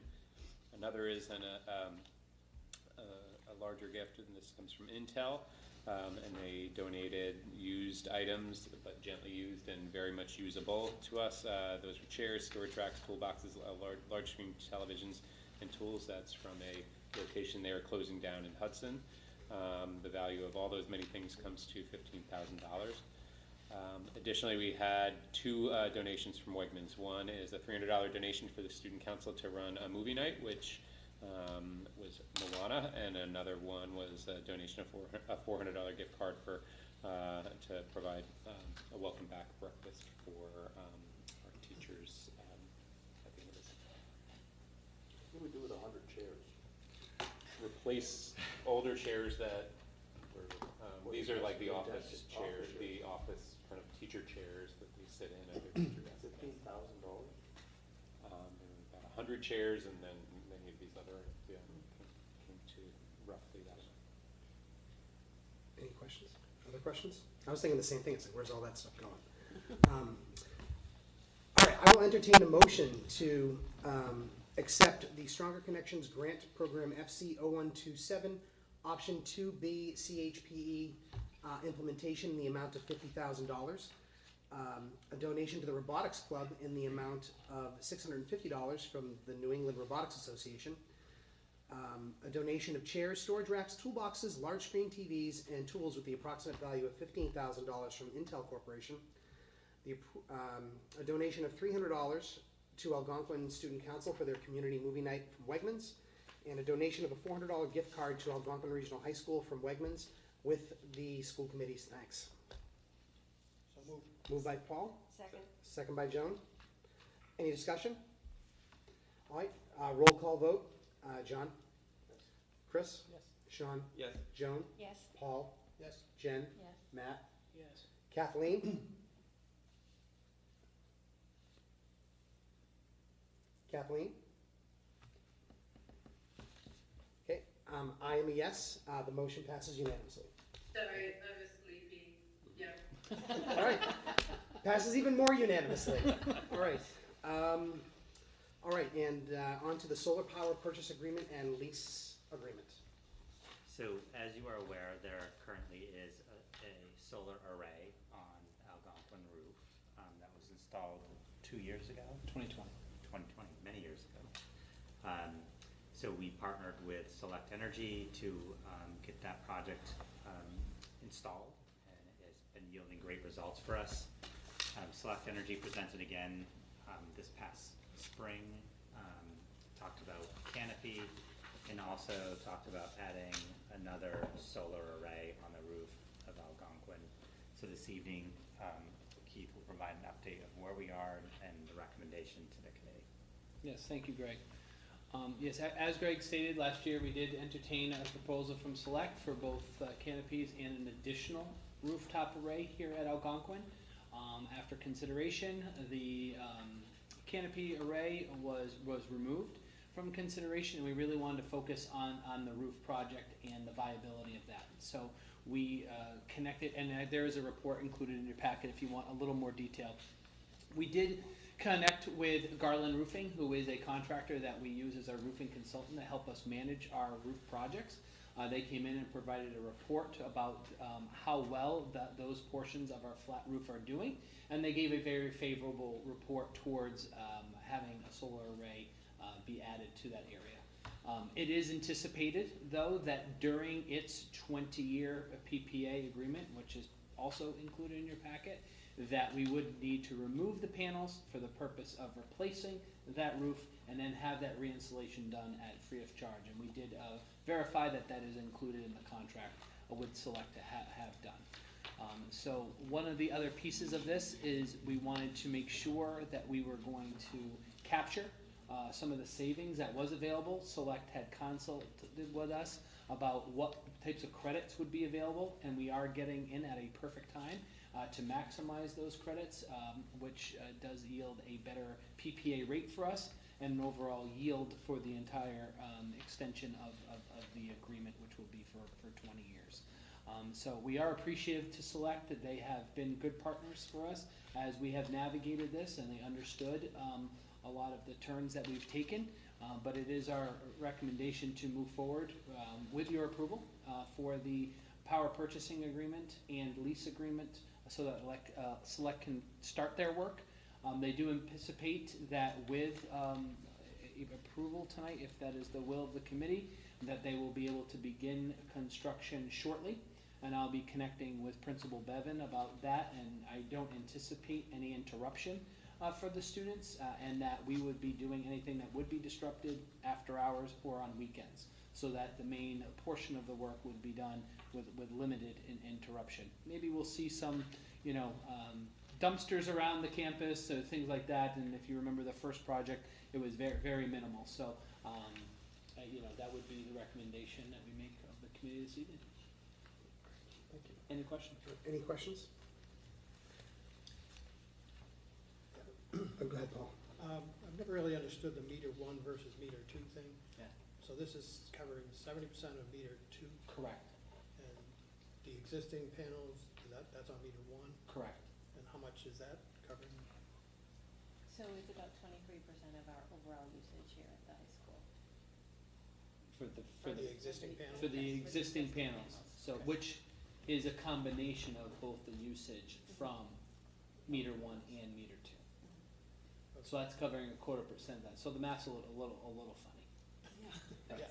But the good thing is that the focus and the real energy they put in the evaluation of this new array is going to be close to 375 kW, which is pretty strong, and we are anticipating a 70% coverage on that. And the other thing that I'll point out too, if you look at what we'd be paying per kilowatt, I think it's 0.075. Yes. Our existing array, we pay 0.082, so that it's a bit more favorable rate. And for our Constellation contract for everything else, we're paying 13 cents a kilowatt. So it's a substantial savings being able to utilize the solar. So if you add it all up, how much of our electricity will be powered by solar? Probably about half, I would say. I would say about half. About half. All right. Thank you. You're welcome. A couple questions. So just to confirm, the agreements that we're looking at here were reviewed by council? They were. And then, I guess, do you happen to know the section where it addresses the ability to take the units off and get them replaced at no cost? So when you do the roof repair, and then It's in maybe, it's in there. what's that? The whole contract's in there. No, I know, I'm just asking what section, so I can find it now, but.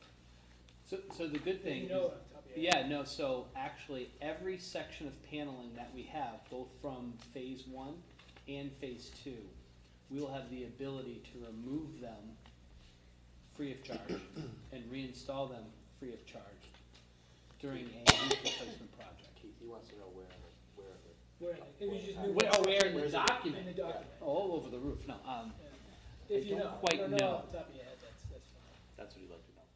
I'm not quite sure, Matt.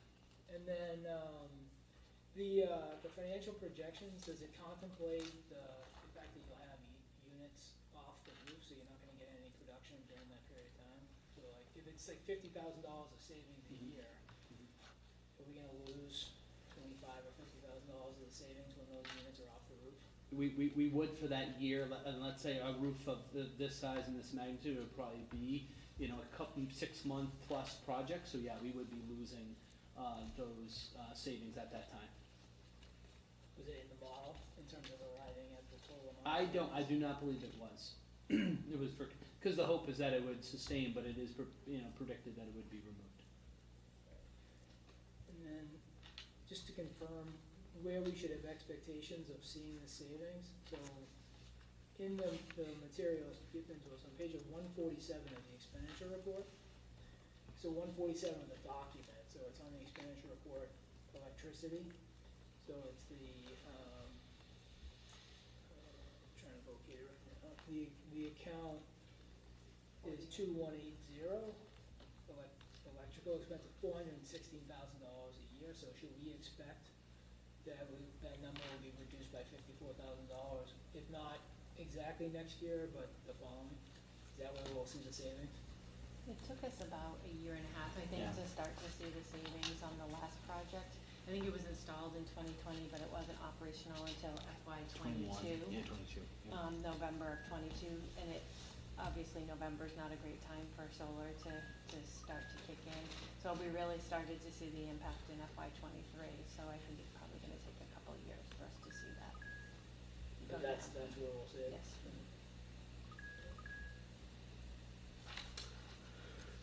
Any additional questions? Are the terms of this agreement the same, essentially, with the exception of the financial piece, are the terms of this agreement essentially the same agreement that we have for the panels that are on the roof right now? Yes. But the location is different. Location is different.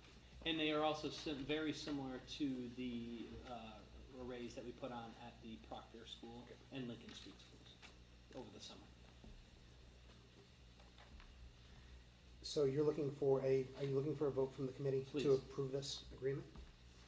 Does the committee feel at this time that I can straw poll that we're ready to vote on this? Okay. All right. Is there a specific term, or we just accept, is there a specific language? No. Okay. So at this time, I will. Power purchase and lease agreement Yeah. and the lease. Yeah, I got it. So I will entertain a motion at this time to accept the solar power purchase agreement and lease agreement as it appears in the packet. So moved. Moved by Joan, Second. second by Sean. Any further discussion?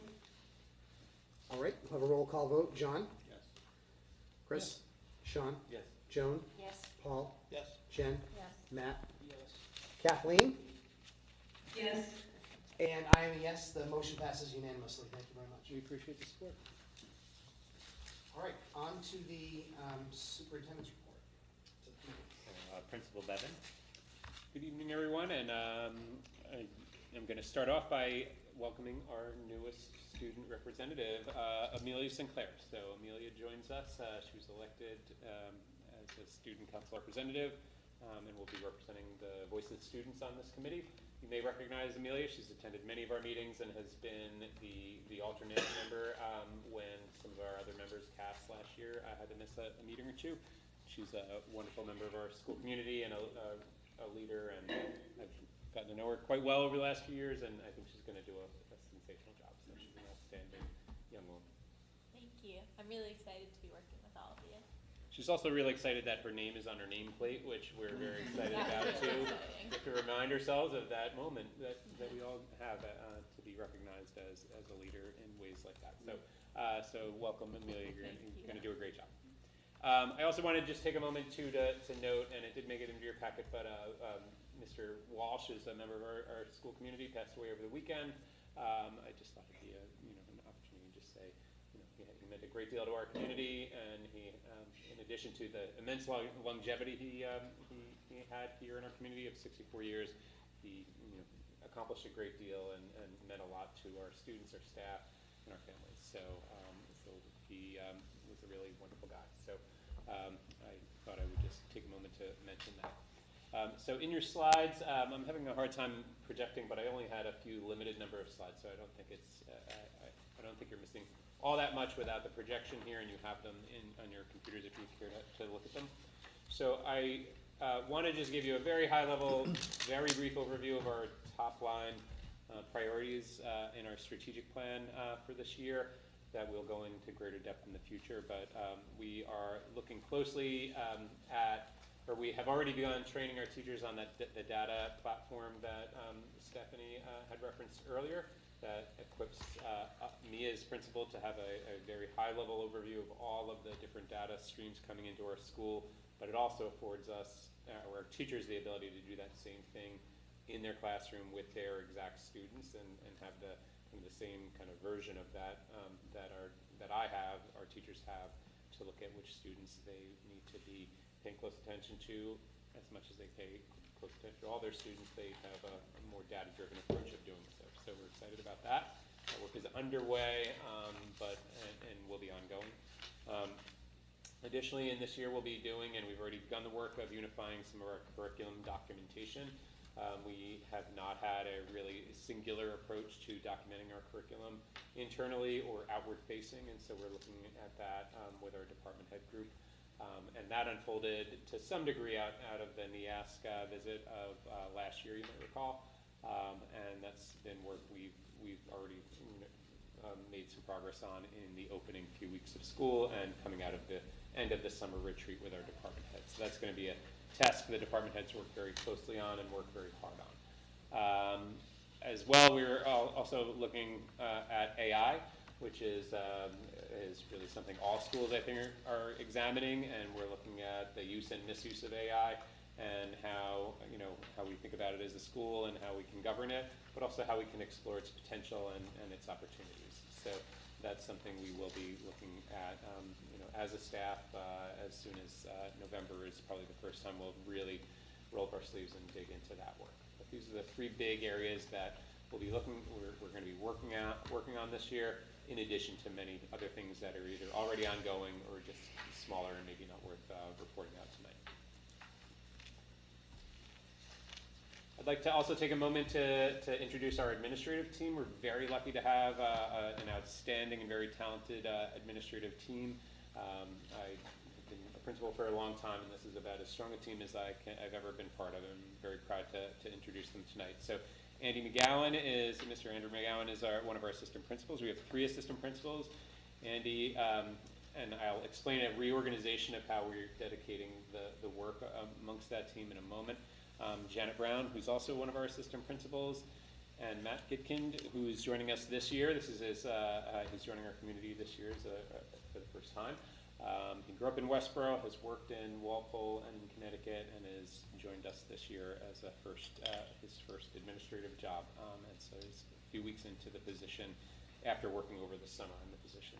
And then we also have Michelle Kalin. Michelle is over here. She is our career exploration and innovation leader, and we'll talk a little bit about that. And you'll hear more over the course of the year about her hard work to help students understand career opportunities. We're really excited about her position.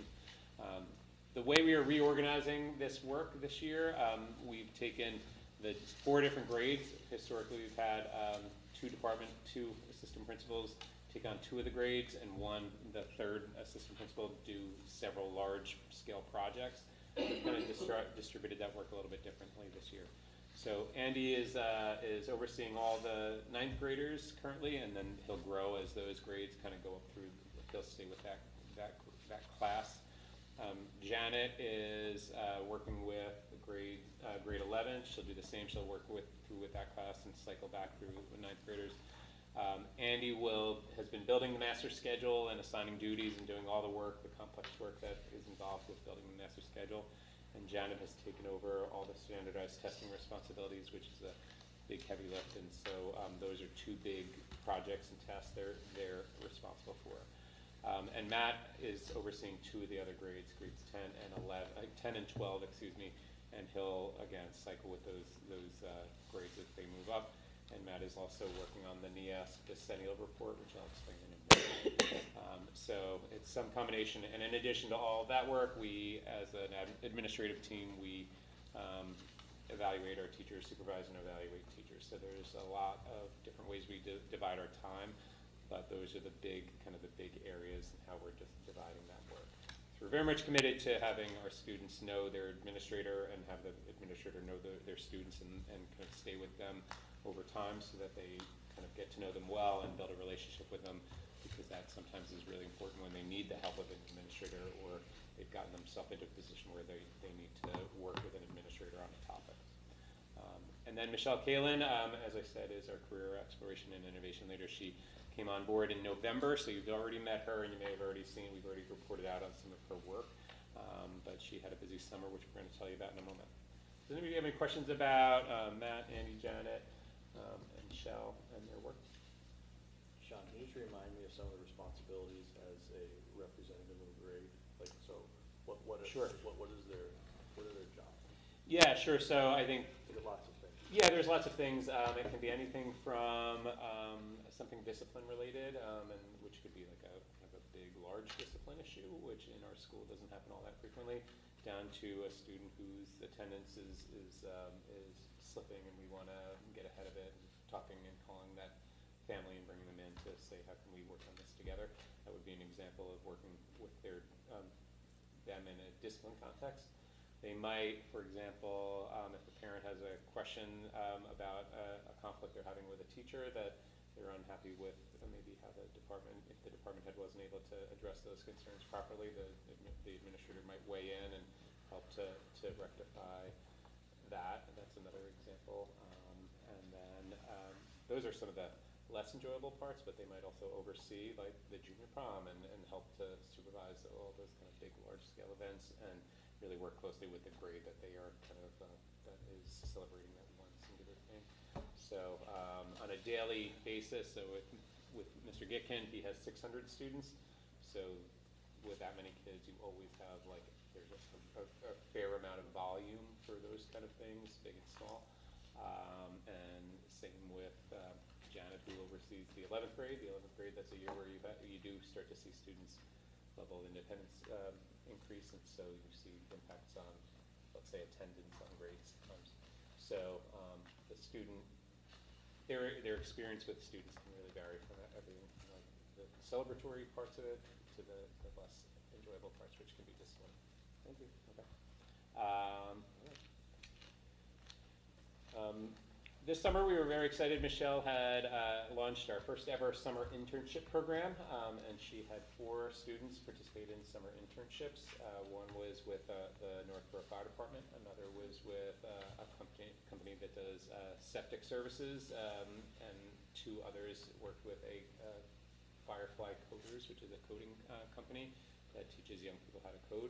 And we had a summer celebration of their internship experience, which really was Michelle kicking it off with a 30-second, thanks for coming, and the students really doing a wonderful job, an outstanding job explaining their internships and the impact and the excitement of it.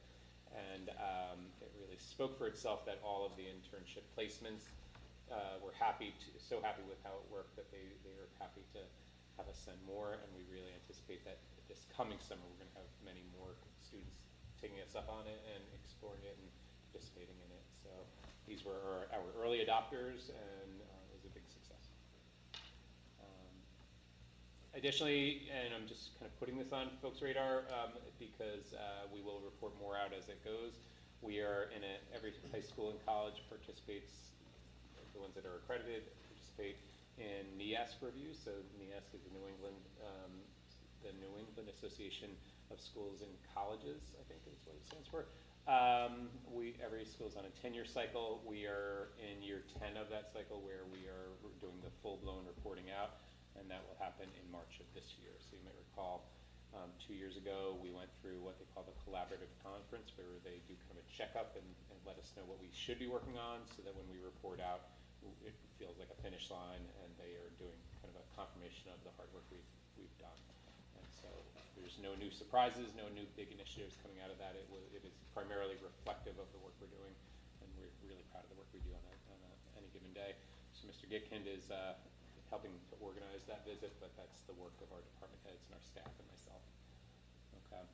And then you might recall I spoke about this a little bit last year, but around this time last year I came to conclude that our communication strategies for our 8th grade parents just weren't as robust as they could be. They weren't as multifaceted or multi-platformed or multimedia as they could be, and so our participation wasn't as high as I would have liked. So we restructured how we did that work last year, and we are going to redo that this year to make sure we are doing things like, you might recall, we used to just do 2 live parent presentations, and we replaced that with kind of a detailed text-based overview, a coffee with the principal with a tour of the building while students were in it, which was a concern that we had experienced for a live event as well, and I think we had recording from that. So what we came to find is if we did this kind of communication more often and more different formats, we get greater uptake, and that's exactly what happened last year. So we're going to be building on those successes this year to make sure our current 8th grade parents, as much as may not be thinking about high school just yet, that we are starting to let them know that we're thinking about them already. And I think that's it. Sean, can you remind me, on the intern program, was it paid or was it volunteer? It was volunteered. Actually, no, I'm sorry.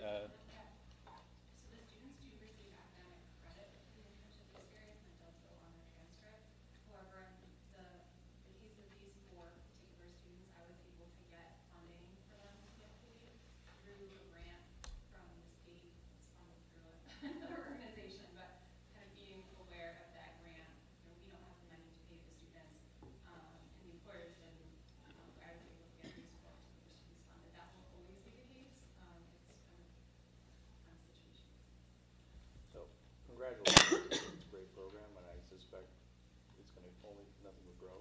I think you might consider asking for some funding for them, because I think while it's educational for them and it's great, it would be good to have something available. And I'm sure the employers would appreciate having some sort of thing, in my opinion. Something to think about. Make a note of it, yeah. Do that. Just a quick question or comment about NEASC accreditation. My experience has been that there usually is some small level of school committee. I went. Involved in it. So, as soon as dates are known about the visit and what the committee would appreciate being informed of. Sure, that's a good point. I think we could probably achieve that pretty quickly, because we have the dates for the visit, and we could probably map out what potential dates would work for you guys. So yes. John, I'd like to know if you could highlight something that was in the Community Advocate of Friday, August the 30th, and it was a new initiative that you wanted to start. You had the first year into it, and you wanted to continue it next year, and that was to boost Titan Pride. And you had I guess it was the sport teams that came in before school started, and they did a banner. And I thought it was really great. It was a great article. Kudos to you. And it said that you wanted to start this. The theme for the school this year is going to be on belonging. So could you just give us a little highlight about that? Yeah, sure. I'd be happy to. So the theme for this year for the whole district is belonging, and one of the ways we thought we'd emphasize that is create kind of a physical manifestation where all students could interact with something and then share it to the larger school community. And I borrowed or stole something you see in European soccer communities where the fans create a very large banner. They usually keep it a secret what it looks like, and then they display it and unveil it in kind of a big, at a big game. So we kind of borrowed some of the features of those ideas, and we created an enormous banner. It's 19 feet by 19 feet, and the students helped paint it, and then we had students sign it and make a commitment to doing something that aligned with one of our core values, one of our three of our 6 core values that are mostly about belonging. So we had several hundred kids sign it in the cafeteria on the first day of school. We unveiled it at our first football game, and it's currently hanging on the back of the grandstands. If you get a chance to go and see it tonight, if you just kind of loop around the back, you'll see it. Is it a canvas banner or leather? No, it's it's like from paper. it's kind of like a bed sheet banner. Oh, one of those, So, okay. and we bought it in a 5-foot kind of bolt, very long, and one of my assistants is a very skilled seamstress, so she sewed it into the banner shape and size over the summer. So we're very lucky to have somebody who can do that work. And my goal is that the kids will come up with, we can buy the banner, have it sewed up, and they'll come up with a design, they'll come up with a painting, and then they'll take it on from here. The goal is to create it and kind of iron out, not a pun I was aiming for there, but that we overcome some of the smaller barriers to creating this thing that no other high schools do. No other high schools created anything like that. A lot of colleges, so it's really weird. Well, it's nice to take that idea that you saw somewhere from international sport, and it's a nice tradition, and I hope success for next year. Yeah, we're really excited about it. Some of our research about attendance last year seemed to suggest that schools have very strong school pride and school spirit, just become places where student attendance is higher because kids want to be there. You know, maybe they're not there primarily for the academics, but when the environment is warm and engaging and the school spirit's high, that contributes to better student attendance. So that's an outcome we're hopeful for, but just on its own, higher school spirit's its own beneficial result. Thank you. Congratulations. I just have a quick observational note that when you have 30 high school students with 2 gallons of paint, red and orange, many paintbrushes, Principal Bevan orchestrating, it was amazing that everything came together. So there were several times throughout the whole thing I said to Mr. Mascherino, like, boy, we pulled it off. I never thought we had, like, pardon me, all the way through, I thought there'd be something that wouldn't work out, but the kids were wonderful and very supportive of it, and I look forward to, like, handing it off and having them make it their own at some point. That's great. Thank you. A couple of comments. One, first, that banner is awesome, and I don't know if that probably helped, but I went to the first 2 football games, and it seems to me the energy is just really increased from years past. I don't know if it's the new stadium or what, but kudos to whoever did whatever to make that happen. I mean, it was palpable, really. The other completely different topic, and this the crucial data strategic priority. I see that he said it's particularly about closing achievement gaps through targeted interventions, which wholeheartedly support that. But I would encourage you to also use it on the other end, is identifying the more advanced kids who are doing really well and making sure they're sufficiently challenged. Yeah, that's exactly right. Yeah, they're not mutually exclusive. We can do both, work both at the same time. Yes, okay. That's a good point that I'll make note of. Thank you. Thank you all. Thank you. all right, so in your packet is the enrollment report as of August 21st, 2024.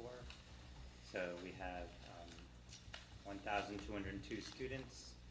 So from the last enrollment report of 23-24 to now, we had 93% of 9th graders matriculate to the high school, and we had 91% of Southborough students matriculate as 9th graders to Algonquin. So those are strong matriculation numbers, specifically in Southborough.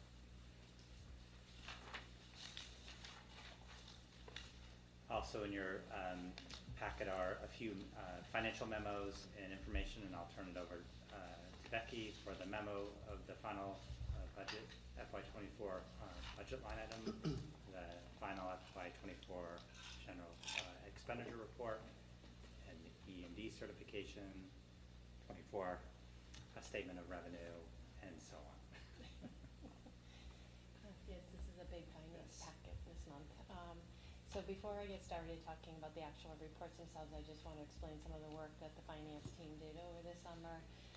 We are always looking at our processes, and so one of the things that we looked at is the reporting that we do to the school committee in terms of the budget, right, the monthly general fund report that we're presenting.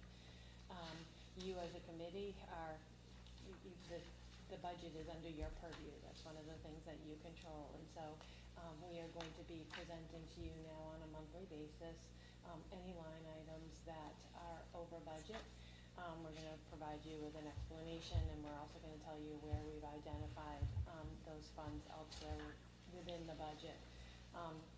We had been doing this over the past few years, where if there is a line item that does need to be over expended by a department or by the administrative team, they did have to submit a recommendation for budget transfer form to me, where they would make that identification, so I would know that they're going to overexpend here, but we're finding the money elsewhere. We don't make the transfer within our budget. It's really something where I'm tracking that on a manual basis. But now we're going to be presenting that to the school committee for their approval, and we're also looking at these reports with the hope that we're going to be able to provide you with a report that will show you this is your original budget that was approved. These are the transfers that the school committee has approved, and then this is going to be the new budget for that particular line item, so that you'll be able to see that in real time. And we are working with Tyler Technologies, our financial software system, to make that adjustment to the reports. So that's why this report might look a little different than it has in the past.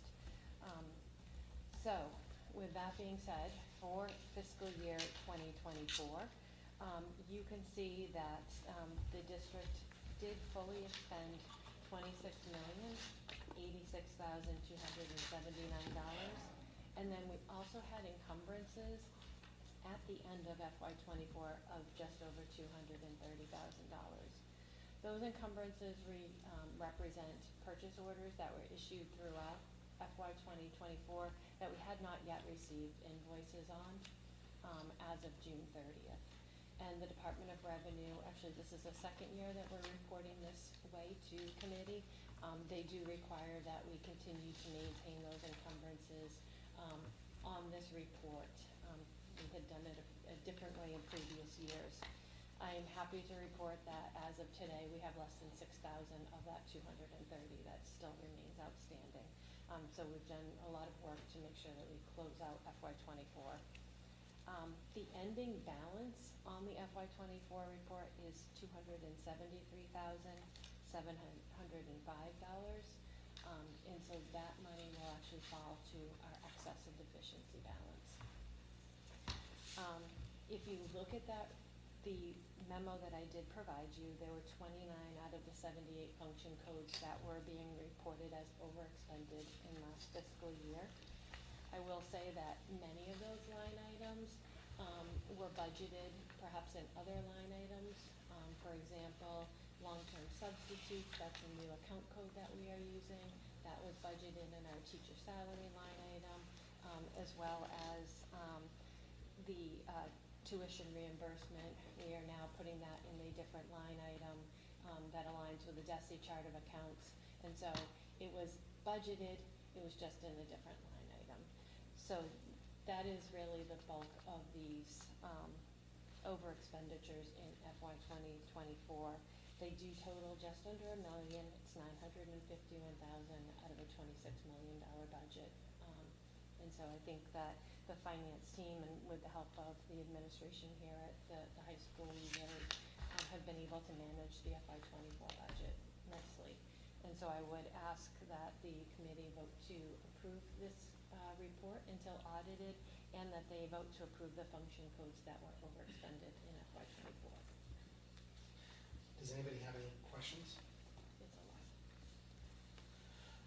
I just have a question here where it says, this is one of the overexpended function codes for non-public schools. I think it says it was over expenditure of $365,000. Mhm. Was that an unanticipated cost, or was that, it was just transferred from another? It was transferred from another account, but there were some additional tuition costs, but I would say the bulk of that actually was we did do some prepayments. By state law, we are able to prepay for special education tuitions. We can pay up to 3 months for private schools. And then we can also pay 1 full year for collaboratives. We did not do that in this budget, but we did make the decision to prepay some tuitions. And that will obviously help with this year's budget. So I was gonna ask, so what was the source of funds? Was just unbudgeted, or other cost center, other cost lines that you didn't? Other cost lines that were under budgeted.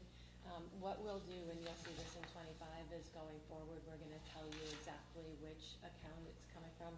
Since there were so many lines, I did have some of that tracking done, but we thought we would just show you that the bottom line, we did not fully expend the budget, and so we used those savings from So, the. but by spending the money last year, that reduces the excess deficiency that we have in that current year? It does, but, and I'm gonna talk about excess and deficiency, we are still within we're actually within the school committee's range. And so that's one of the reasons why we made that decision, was to get us within the range, that the school committee had outlined in the policy. Or else we would have been over? Yes, yeah. We're at 3.79% right now, and we're a little bit over, where it's 3.75 is supposed to be the max. And just a comment on that specific line, if you look at our projected budget in private school placements, we did have a lot of shifts in students not requiring placements that we taught. And therefore, that was the primary reason why we had that excess funding to apply to prepays for FY25.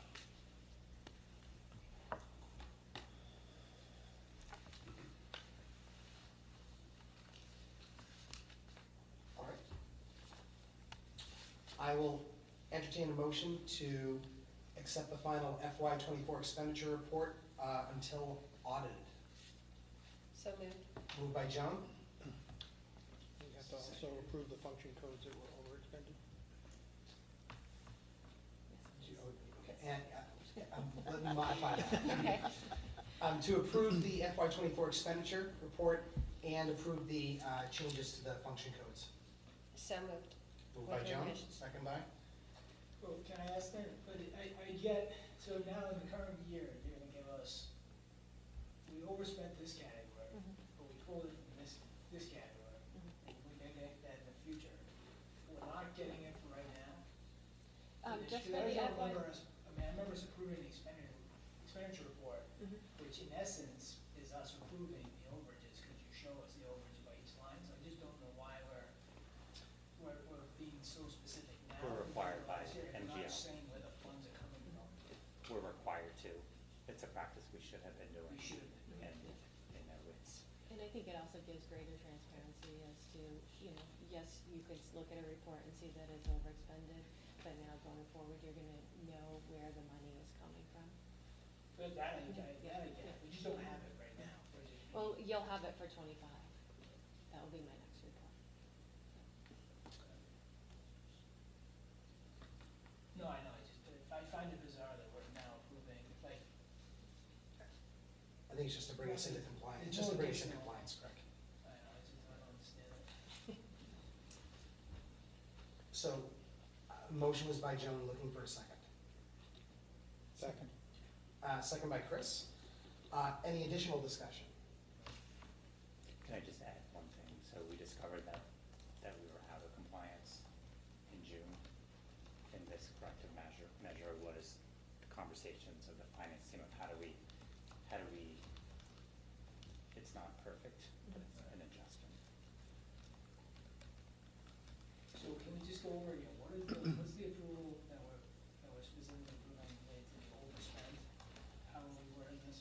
Yes, so you are approving, obviously, the report until audited, and then you're approving that these line items are overexpended, that we have not adjusted the budget, but we have overexpended those budget line items.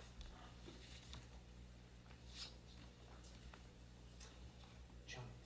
Sorry, we paid for an auditor though, don't we? Yes. And they miss this every year over year? No, one of their recommendations is that we look at it, but they did not say that we were required to do this, to adjust our budget, but they did make a recommendation that we look at that going forward. It was in their notes. Right, but as the auditor, we probably should tell them that it's required, and they should have actually told us. Yes. They should have been a little stronger in the audit, in my opinion. Yeah. We probably should just let them know. Yeah.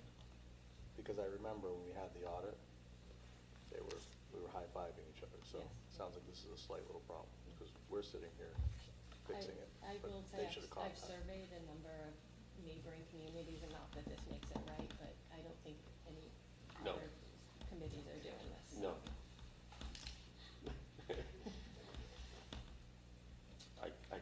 I agree. Can I just ask, what alerted us to it now? Like, it was I'm sorry, I missed what alerted us that we weren't? How'd you find out in June?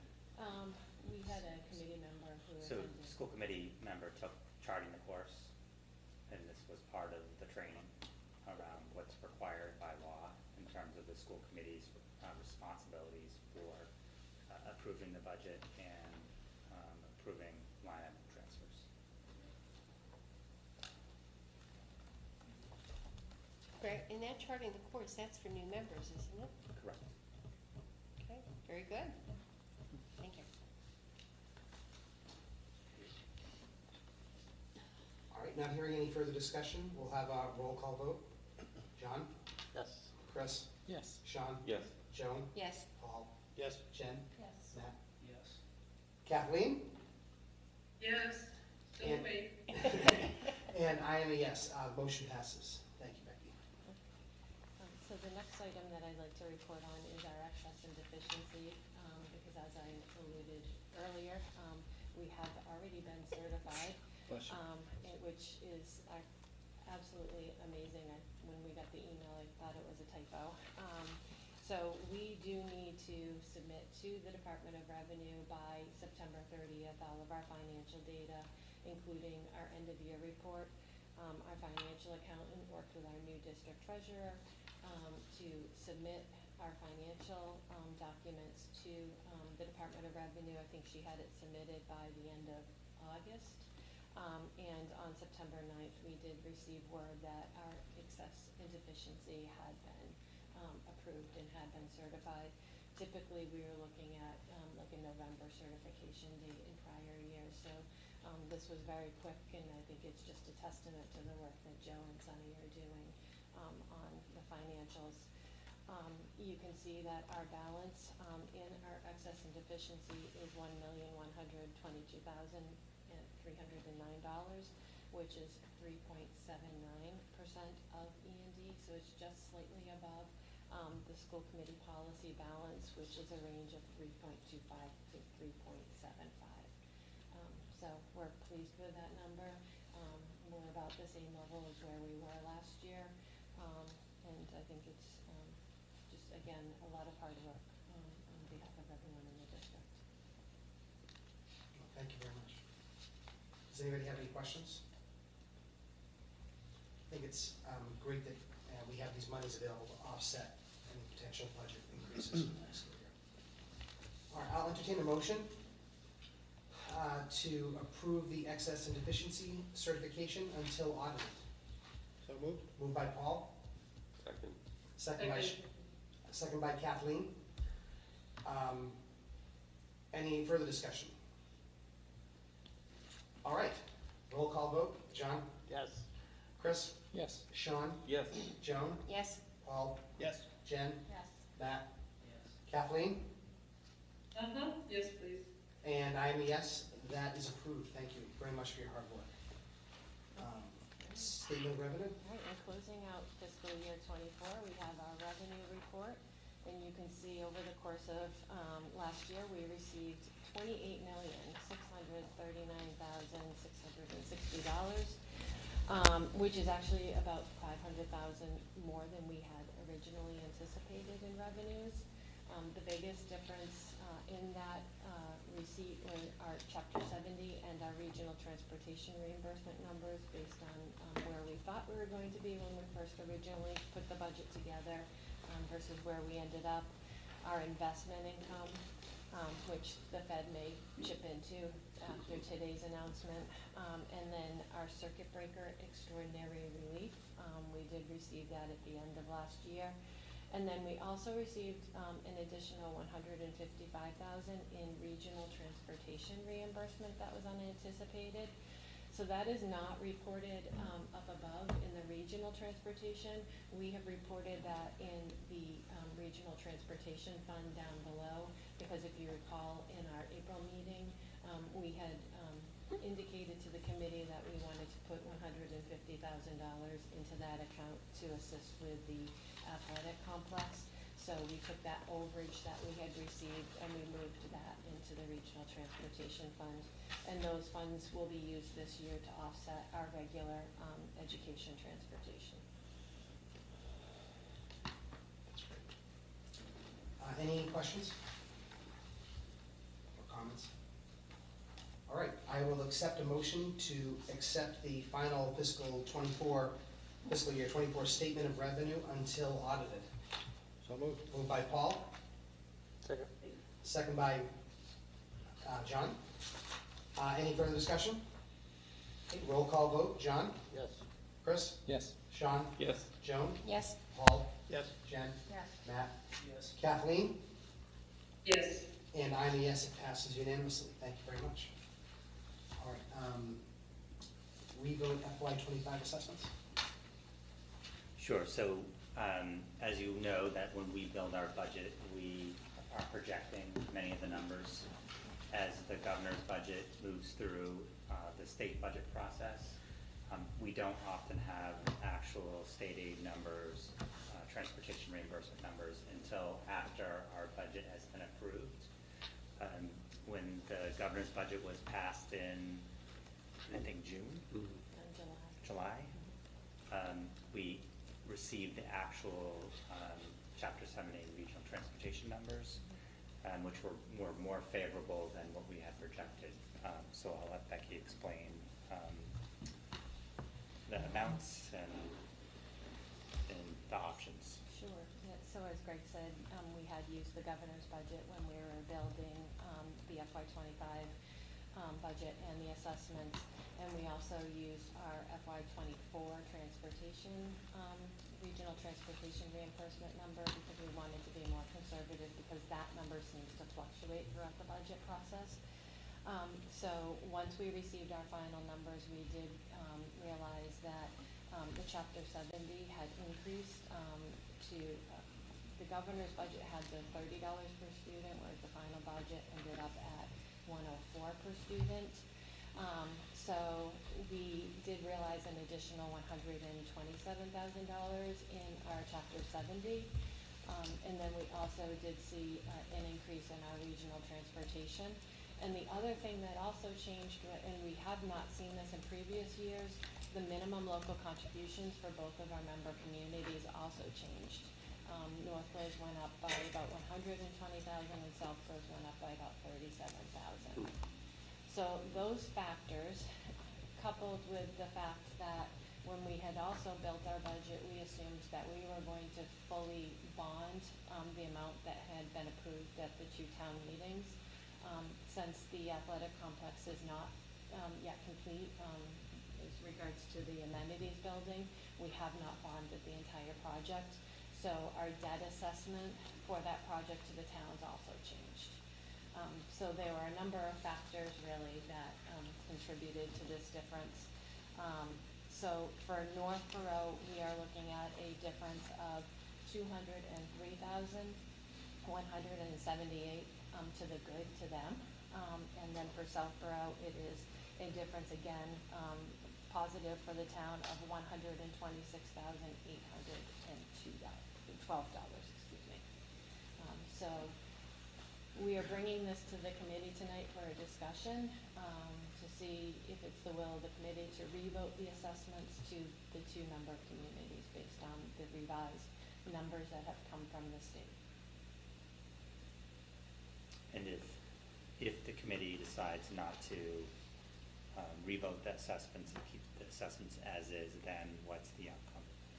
So the additional money would then fall to the bottom line to our E&D at the end of the year. And if we do vote? It goes back to the, and reduces the town's assessments. Can you make an adjustment to our capital assessment to bring it back down to? So one of my recommendations is that we do have the amenities project that we are struggling to, our budget is not meeting what the bids are coming in at. So Keith will explain the difference. One option is to not revote the assessments, use this additional funding to be able to finish phase 2 of that project, and build out the amenities building as we had indicated. So that is one option. Which seems like would be similar to a capital assessment. Do we achieve that just by voting that that's how we would use the funds, or is it? It just goes to the bottom line, and how the school committee appropriates that money could be for the amenities building, could be for any other, to go into the E&D at the end of fiscal year 25. There's no need, it's under the control of the regional school committee. Nothing's changed. So, My vote would be not to give it back on the basis that we ask for the ability to take excess and create the fund for capital development, so we wouldn't have to assess the towns at a later date. So why, and they said, come back to us when you need the money. We know we're facing additional capital projects. We know we're facing the amenities building, and we're gonna be asking for more capital funds anyway these years, or we're not. I would not recommend changing the assessment. other comments? Paul? I have a question. What did you say about the bonding for the facilities project that hasn't been done yet? So we haven't fully, if you remember, we were approved for like $7.9 million. We get 7,986. We have not expended all of that. At this point in time, I think we've bonded 7.5 million. So we still have another 400 million left that we could potentially minus the CP. Minus this, I'm sorry, what did I say? 400 million. Oh, That'd be nice. pretty good. We can do a couple of amenity buildings. Minus the CPC fund, so we have additional money that we could still go out to bond for. And since we have not, the interest that we're paying on those bonds is lower than what we had projected back in February. So the 2 phases, phase 1 is bonded, which is the stadiums and fields, track. Phase 2 is the amenities building. That is what we're struggling with right now. So if we were to keep this money, we just been talking about, would it effectively reduce the amount that we ultimately have to bond? It would not affect that because we're. So the issue is that the bids came in almost $500,000 more than what the cost estimator said it would be. So we are $500,000. We are $500,000 short funding that we would have to go back to the towns and ask for to fully move forward with this part of the project.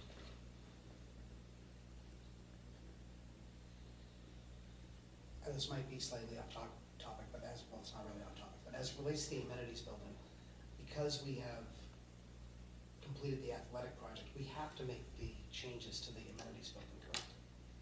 So are we obligated to make those changes? So we are exploring what we are obligated to do.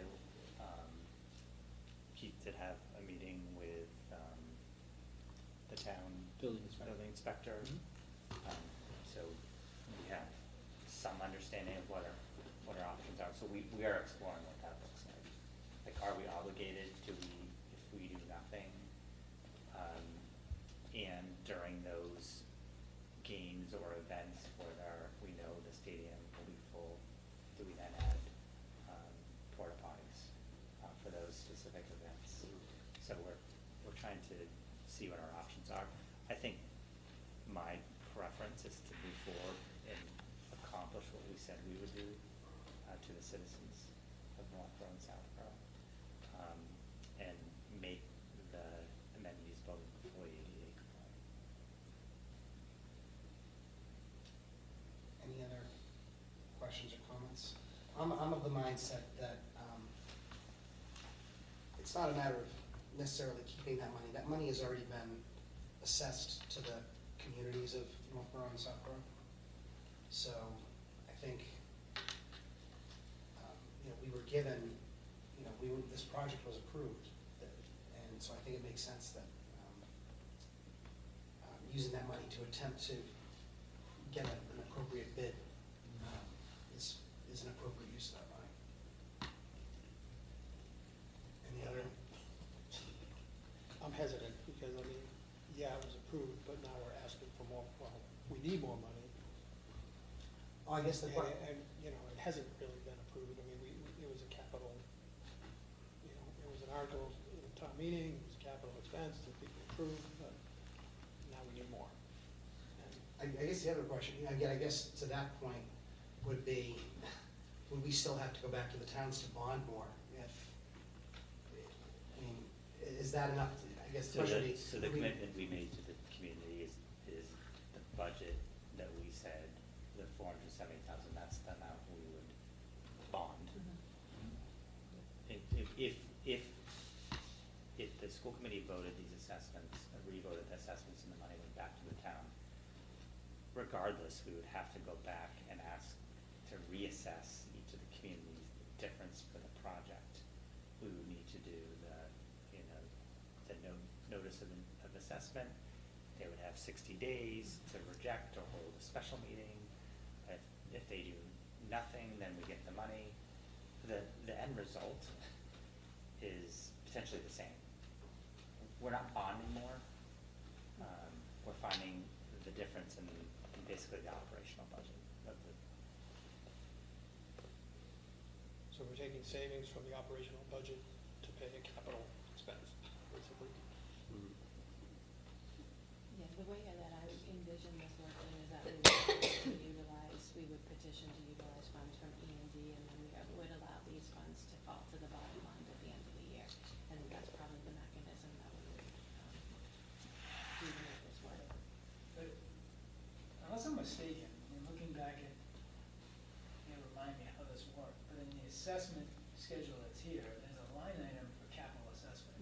And when we chose as part of the budgeting process to arrive at our operating budget and then recognize we had capital needs that we wanted to cover over a period of time. So we put an assessment in that in total, maybe it was close to 500,000, 400,000, with the expectation of spending it over multiple years and reassessing each year.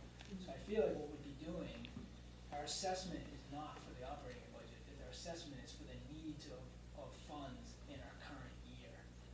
And maybe it's us voting, with a little bit of help, as we just demonstrated to us with the 2024 closeout and the reallocation of funds to say, we thought we'd spend this, we spent that, but I have other sources. If we can achieve this via a vote, I think that would be the most appropriate thing to do, because we're spending the money aligned with what our mission is, which is to provide good facilities, an educational environment, and we're not doing anything that far removed from what we've discussed here. All we're really dealing with is the fact that outside of that we provided a good faith assessment, it's now less because of the known variables that were unknown at the time, and we have an over expenditure on the amenity building because the estimate was off, and that's the reality of construction as I understand it. So to me, I feel like with a little bit of guidance from you guys, if we can do this as a committee to revote the funds in a different way, I think that's the best way to handle it. My opinion of one. Is it possible to have this as a discussion item at the next meeting? I was just gonna say that. Okay. Or maybe even later tonight after we hear about the facilities project. I guess another question is this enough to cover, or do we think it's enough to cover the facilities project, the amenities building? I mean, So why don't we, actually, it's a good idea. I think the goal this evening was to present the assessment information, have a conversation, present the athletic complex, where we are in terms of the amenities building. Nothing needs to be done tonight. It's not going to give us, we don't have to do anything tomorrow. So I think bringing it back to the October meeting is not going to change any of the timelines that we have at this point. We good with that? I think that's a good idea. All right. We'll move that discussion to next month. So now we'll move into FY '25, the monthly general fund report as of August 31st. So this represents the first 2 months of the fiscal year. You can see that we have expended just over $3 million, and we have encumbered $23.5 million in FY '25. The majority of those encumbrances are for salaries that are going to be paid out over the course of the fiscal year. The budget balance is $1,186,000, or 4.26% of the operational budget. And as I mentioned, I am going to be highlighting those accounts that are currently overexpended, and I will say they're overexpended almost in theory because they're encumbrances of what we anticipate spending over the course of the year. In terms of salaries, our projections in one line item that I'm really hoping is going to come down, and that's our heating costs. Right now, we're projecting an over expenditure of about $46,000. However, we do have a change in our natural gas price that will be happening as of November 1st. So I'm really hoping that that is going to come down. But I have identified where we are taking those funds from and what the reason was for that over expenditure. So again, I would ask for the committee's approval of the report until audited, and then also approval of these line items.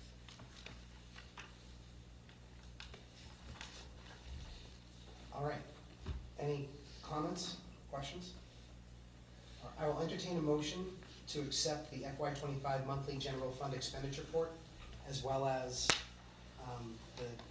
the line items that were indicated, line item changes that were indicated until audited. So moved. Moved by Paul. Second. Second by Sean. Any further discussion? All right, roll call vote. John? Yes. Chris? Yes. Sean? Yes. Joan? Yes. Paul? Yes. Jen? Yes. Matt? Yes. Kathleen? Yes. And I'm a yes, the motion passes. And then the last you'll hear from me tonight is on the FY '25 revenues. Again, this represents the first 2 months in the fiscal year. You can see that we did receive our September 1st assessments from both towns at the end of August.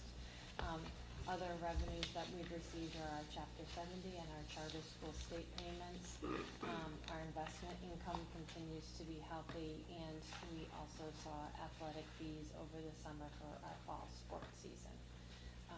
And down at the bottom, we have, again, indicated what our certified E&D amount is as of September 9th, 2024. Sean? No. All right. Just stretching. All right, I will accept a motion to accept the FY '25 statement of revenue until audited. So moved. Moved by Paul. Second. Second by Chris. Any discussion? All right, we'll take a roll call vote. John? Yes. Chris? Yes. Sean? Yes. Joan? Yes. Paul? Yes. Jen? Matt? Yes. Kathleen? Yes. And I'm a yes as well. The motion passes unanimously. Thank you. So next in your packet is the FY '26 budget priorities, which are FY '25 budget priorities move forward. I will work with the chair around the best process to convene a subcommittee to come up with a draft so we can present the budget priorities for discussion at the October meeting. Also in your packet is the calendar of budget milestones. So this is our running record. Cheryl Leffrey updates this as budget meetings happen. But this gives us kind of a cadence of what to expect month to month for the upcoming year. And lastly, the athletic complex project update. So I'll turn it over to Keith to provide an update on the amenities, which is phase 2 of the athletic complex project. Okay, thank you, Greg.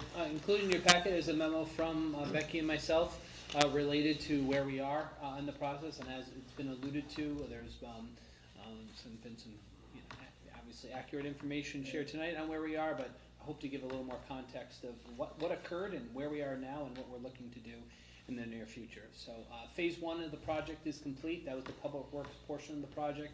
Approximately $7.3 million was invested into the athletic facility.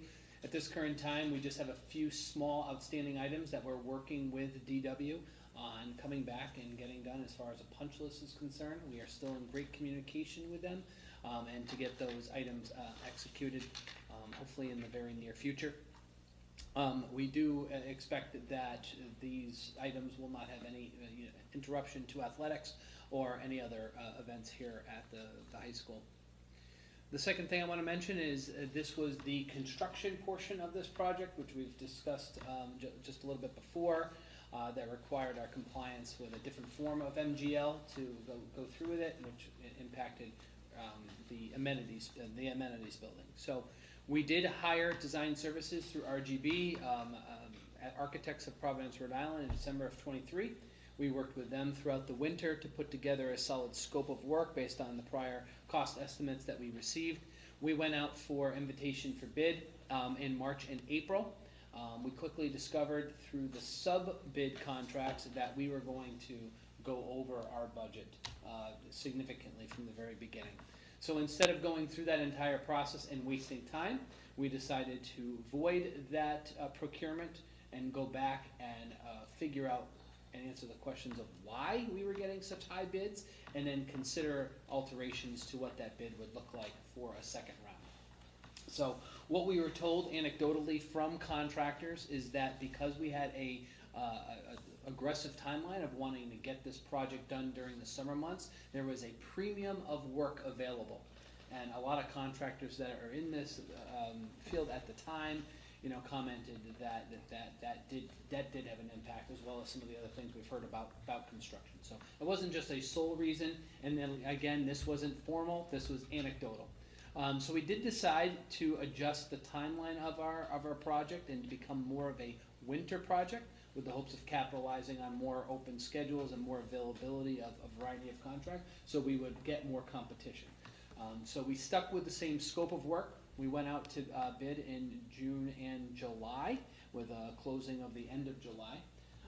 And we did go through the complete process of doing the sub-bids as well as the general contracting bids, and that's why we commented that a little bit of that procurement was over $1 million, which was double what we had anticipated being the cost estimate of.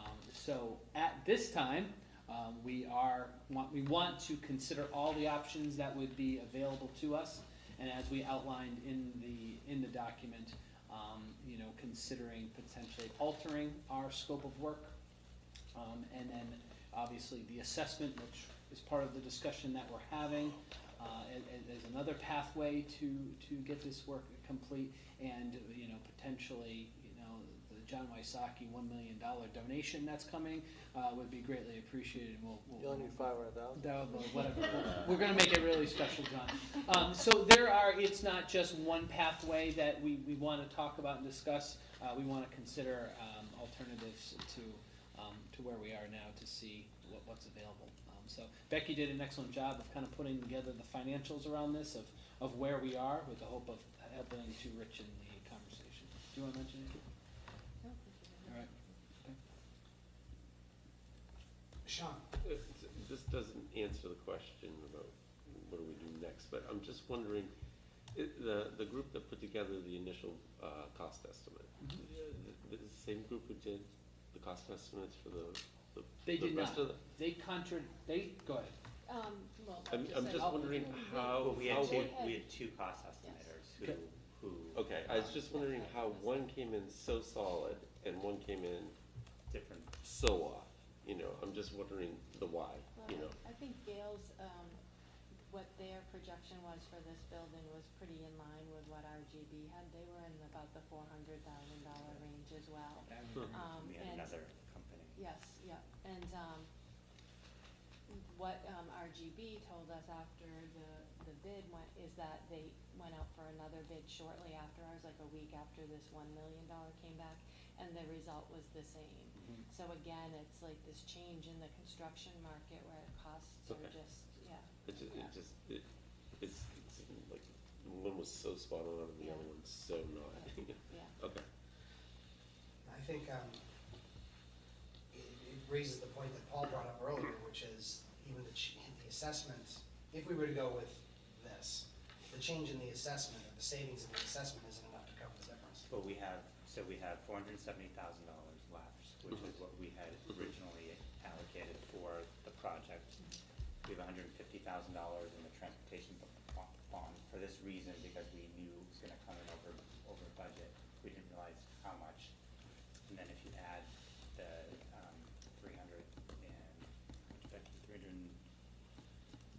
330,000, we're about that 900,000, we feel like if we go out to bid and we work with the architects, we can get there. How good is, how long is that bid valid for? It was like 30 days. Okay.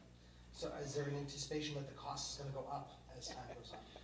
That's a great question. It's a question that I asked as well. As best as they could, they did not estimate that They it wouldn't would. provide an estimate? It would be significant. They're not gonna say that definitively, but I think they are seeing a little stabilization of the market with those larger ticket items. So, but they weren't gonna say that definitively. It's like Moore's Law every. Exactly. All right, any other questions or comments on that? Yeah, Paul? I mean, you laid out three options here Mhm. in this memo. To me, 2 and 3 are not viable. I mean, number 2 removes the concession stand. I mean, not viable. And 3 sounded like the same thing, really. I mean, it removes the concession stand, I think. Yeah. I mean, the first game, I think we had food trucks, right, Sean? The second game, I don't even know if we had that, but, it's just. They had pizza. That's right, it was pizza. But in my opinion, the stadium and the experience has been phenomenal the first 2 weeks. It'll be even better. Yeah. You need bathrooms that you don't have to go into a plastic I think bowl. Again, going back to what did we present at town meetings? Right. That we said we were going to do. Yes. And if we're going to do something different, then I think that needs to be communicated. Greg, I remember one of the very first meetings we had on this whole project, and you said something like, I don't wanna have a beautiful new stadium and porta potties. Yeah. Yeah. And I totally agree. So one thing, Paul, that I just for consideration is what we are hearing is that for the concession stand, it's not just the remodeling of the current concession stand that's in the amenities building, it's the relocation of that Right. to the other side of the space. So one of the things that's considered is not to give up on the renovation of the concession stand, but keep it in its current location and add some of those real things that boosters would like to really have invested in. Some plumbing, 3-bay sinks to do the proper cleaning and potable water, all the things that we would want to do without putting the windows on the other side. And then reconfiguring the interior of that. So whether that would yield enough of a differential to get within, that's something I don't know whether or not that would get us under the number that we wanted to be at. So I think in the meantime, until our October meeting, we can revisit the bid procurement process. We actually could start the procurement process again, and see what the market would yield, with a few minor changes, so that, we might be pleasantly surprised, and it might be $300,000 over what we anticipated, and that's a different equation. So I think that's work we can do regardless of the decision of the committee. And, going back to the earlier discussion on what to do with this money, to me, this is an argument for making the change that we talked about, because we're seizing an opportunity. The the money is there, we just have to reallocate it, I guess.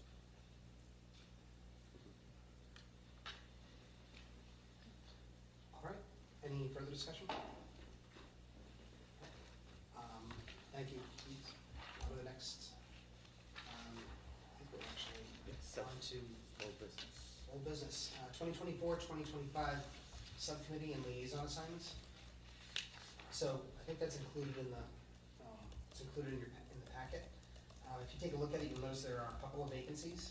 So if you're interested in participating in the policy development subcommittee or the collective bargaining subcommittee, or the curriculum review committee, please just reach out and I can put you down there.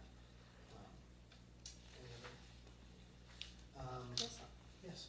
Are there any collective bargaining So we will contracts that are going to be coming up? No, so that is in 25, 26 next year. And then the other question, what is the curriculum review? That, Seems like that was a long. It's inactive, yeah.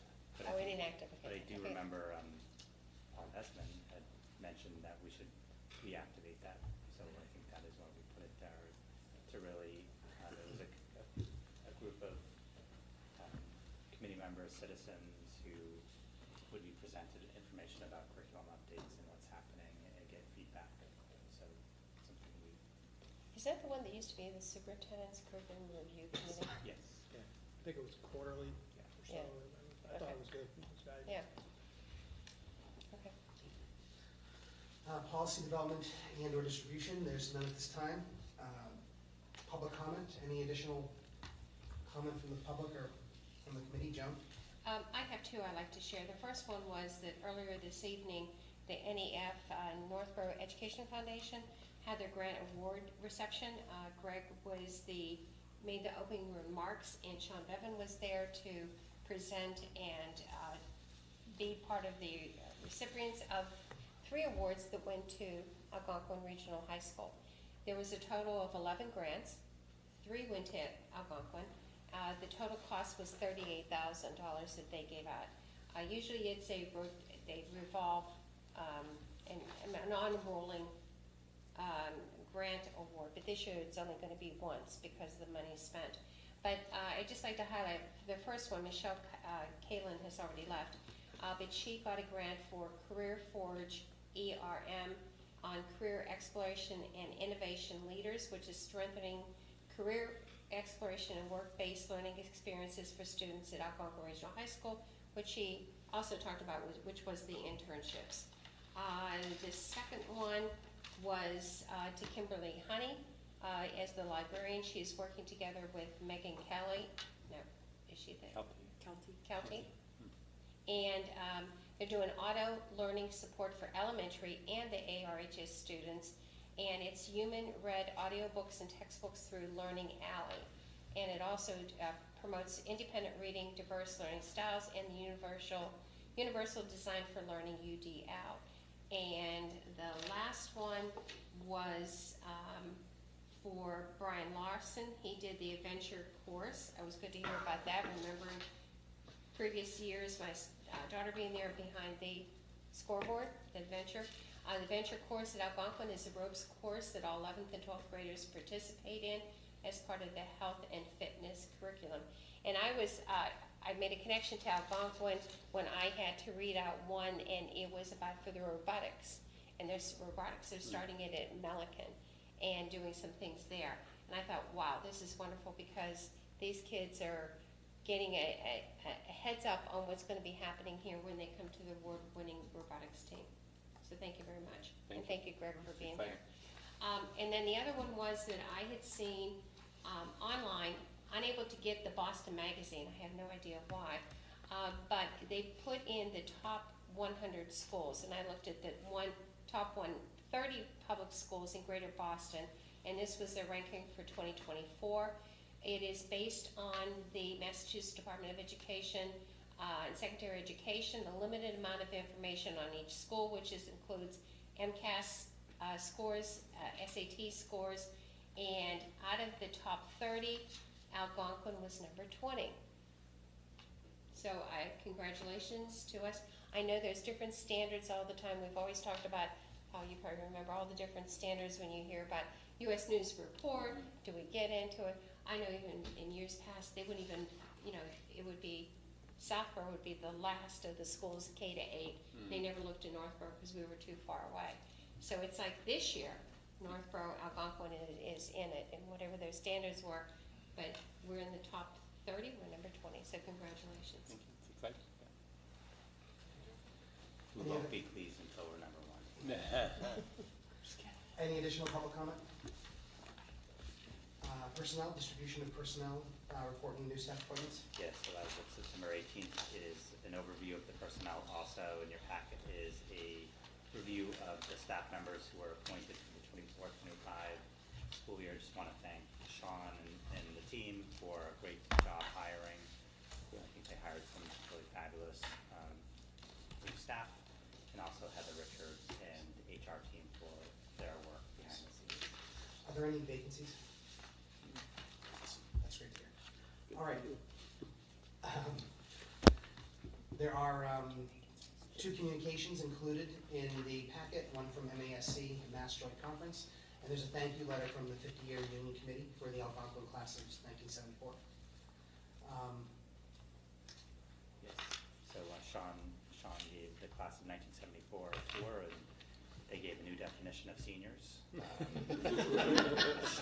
it was quite the experience, but it was nice for Sean to take the time to do that, and I think it was a memorable experience. It was enjoyable. They were a little bit mischievous, but it was very nice to have them back, and they came out in big numbers, probably 50 or 60 of them. Did they ever tour the building? Had they ever done it before? Yeah. No, Or is this no. the first time? Yeah, we showed them around. So did yeah. they ask for some of the special things like the ramp and that? Did they ask? They had for all the- kinds of recollections of the parts of the building that were same as they were when they were here, and then many that are just totally different. They're gone, yeah. Thank you. All right, approval of bills and payrolls, that's all done online. And agenda items for next month, FY26 budget presentation by Becky, Fine and Performing Arts Department presentation, recognition of National Merit Scholars, and discussion on the transportation bid. Certainly if there's anything you would like to see added to the agenda, please feel free to email me. At this time, I will entertain a motion to adjourn. So moved. Moved by Paul. Second. Second by Joan. Any discussion? No? Okay. Roll call vote. John? Yes. Chris? Yes. Sean? Yes. Joan? Yes. Paul? Yes. Jen? Yes. Matt? Kathleen? Yes. Thank you. And I am a yes. The meeting is adjourned at 9:23. Thank you so much. Good night, Kathleen. Good job, Mr.